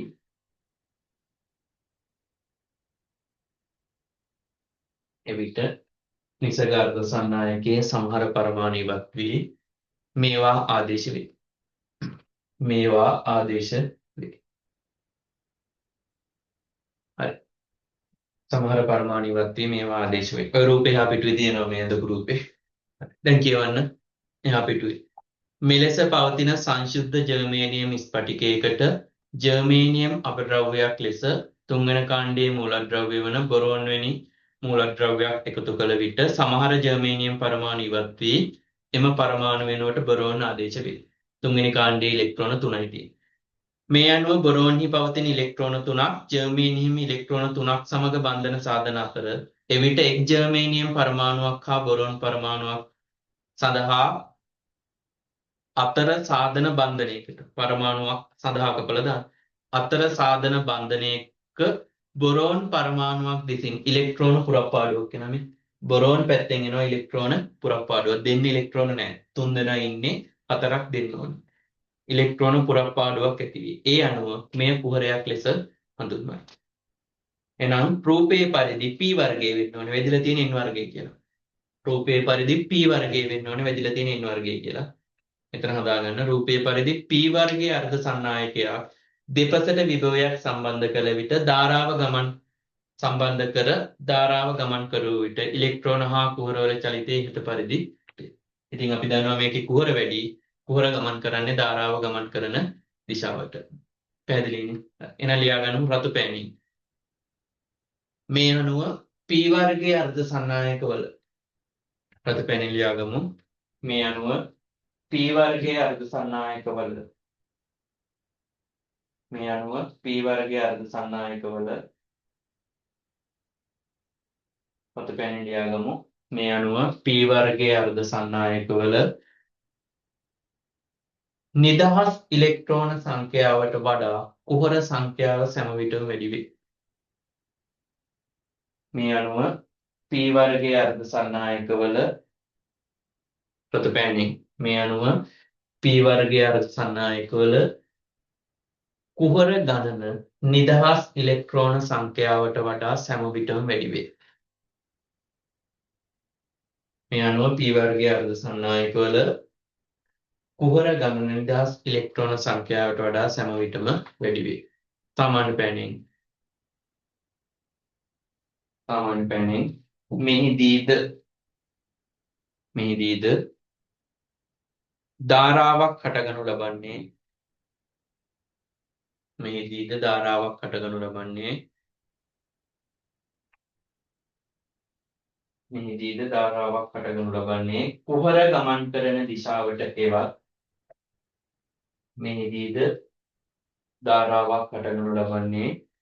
කුහර ගමන් කරන දිශාවට හෙවත් කුහර ගමන් කරන දිශාවට ඉලෙක්ට්‍රෝන ගමන් කරන දිශාවට ප්‍රතිවිරුද්ධවයි. එච්චරයි. ඒක සාමාන්‍ය පෑනින්. මෙහිදීද ධාරාවක් හටගනු ලබන්නේ කුහර ගමන් කරන දිශාවට හෙවත් ඉලෙක්ට්‍රෝන ගමන් කරන දිශාවට ප්‍රතිවිරුද්ධ වයි. පැහැදිලිනේ? එහෙනම් ඔතනින් ධාරා විද්‍යුතය හඳුන්වා දීම සම්පූර්ණයෙන්ම ඉවර වෙනවා. ඊට පස්සේ තියෙන්නේ මොනවද? සමීකරණ ටික තමයි තියෙන්නේ. එතකොට ඊළඟ සතියේ ඔච්චර නෑ. අද බයෝ වගේ තීරි ගොඩක් ගියේ. ඊළඟ සතිය යන්නේ සමීකරණ ටික කරලා ගණන් හදන එක තමයි. ගණන් ටික ටියුට් එකේ අවසාන පිටුවල දාලා තියෙන්නේ. එහෙනම් මේ ගණන් ටික හදන එක ලොකු ප්‍රමාණයක් කරන්න වෙන්නේ නැහැ. හේතුව ගණන් හදන්න ලොකු වෙලාවක් යනවා. එහෙනම් ඊළඟ සතිය පිටු 2-3ක් කරේ සම්පූර්ණ ගණන් ටික හදනවා. පැහැදිලිනේ? එතකොට ගණන් වලට තමයි ඊළඟ සතිය යන්නේ. එහෙනම් සිකුරාදා මේ විදිහට 6ට පටන් ගමු. 6:05 වෙද්දි 8ට වෙද්දි සම්පූර්ණම ඉවර කරනවා. පැය දෙකක් අගේ ඉඳන් පාඩම් ටික කරගෙන යන්න. පැහැදිලිනේ? එහෙනම් පිළිවෙලට වැඩ ටික කරගෙන යන්. මේකේ මොකක් හරි නොතේරුණ දෙයක් තිබ්බොත් අහන්න කියලා දෙන්නම්. මේ මූලික સિદ્ધාන්ත මේ වගේ කටපාඩම් කරන්න එපා. නිකන් අර දාලා ෂෝට් නෝට් එකක් තිබ්බම හොඳටම ඇති. පාඩම ස්ටාර්ට් කරන්න. හරිනේ මේ n සහ p වර්ගයේ අර්ධ සන්නායක ඕන වෙන්නේ ඉලෙක්ට්‍රොනික වල. පැහැදිලිනේ ධාරා විද්‍යුතය ඕන වෙන්නේ සන්නායක විතරයි. හැබැයි ඒ ඔක්කොම સિદ્ધාන්ත ටික මෙතන කරලා ඉවරයි. එහෙනම් ඒ ටික පිළිවෙලට බලාගෙන ඊළඟ සතියේට එන්නේ. ඊළඟ සතියේ මේවා ලොකුවට අවශ්‍ය වෙන්නේ නැහැ. අලුත් සමීකරණ ටිකක් කරලා ගණන් හදන එක තමයි කරන්නේ. පැහැදිලිනේ? හරි. එහෙනම් ඊළඟ සතියේ ලින්ක් එක දාන්නම් 6 8 ධාරා විද්‍යුතය විදිහට සාකච්ඡා කරා යමු. හරි. එහෙනම් අදට ඔතනින් නතර කරනවා. මොකක් හෝ ගැටලුවක් තිබ්බොත් මෙසේජ් එකක් හෝ දීලා අහන්න පැහැදිලි කිරීමක් කරන්න.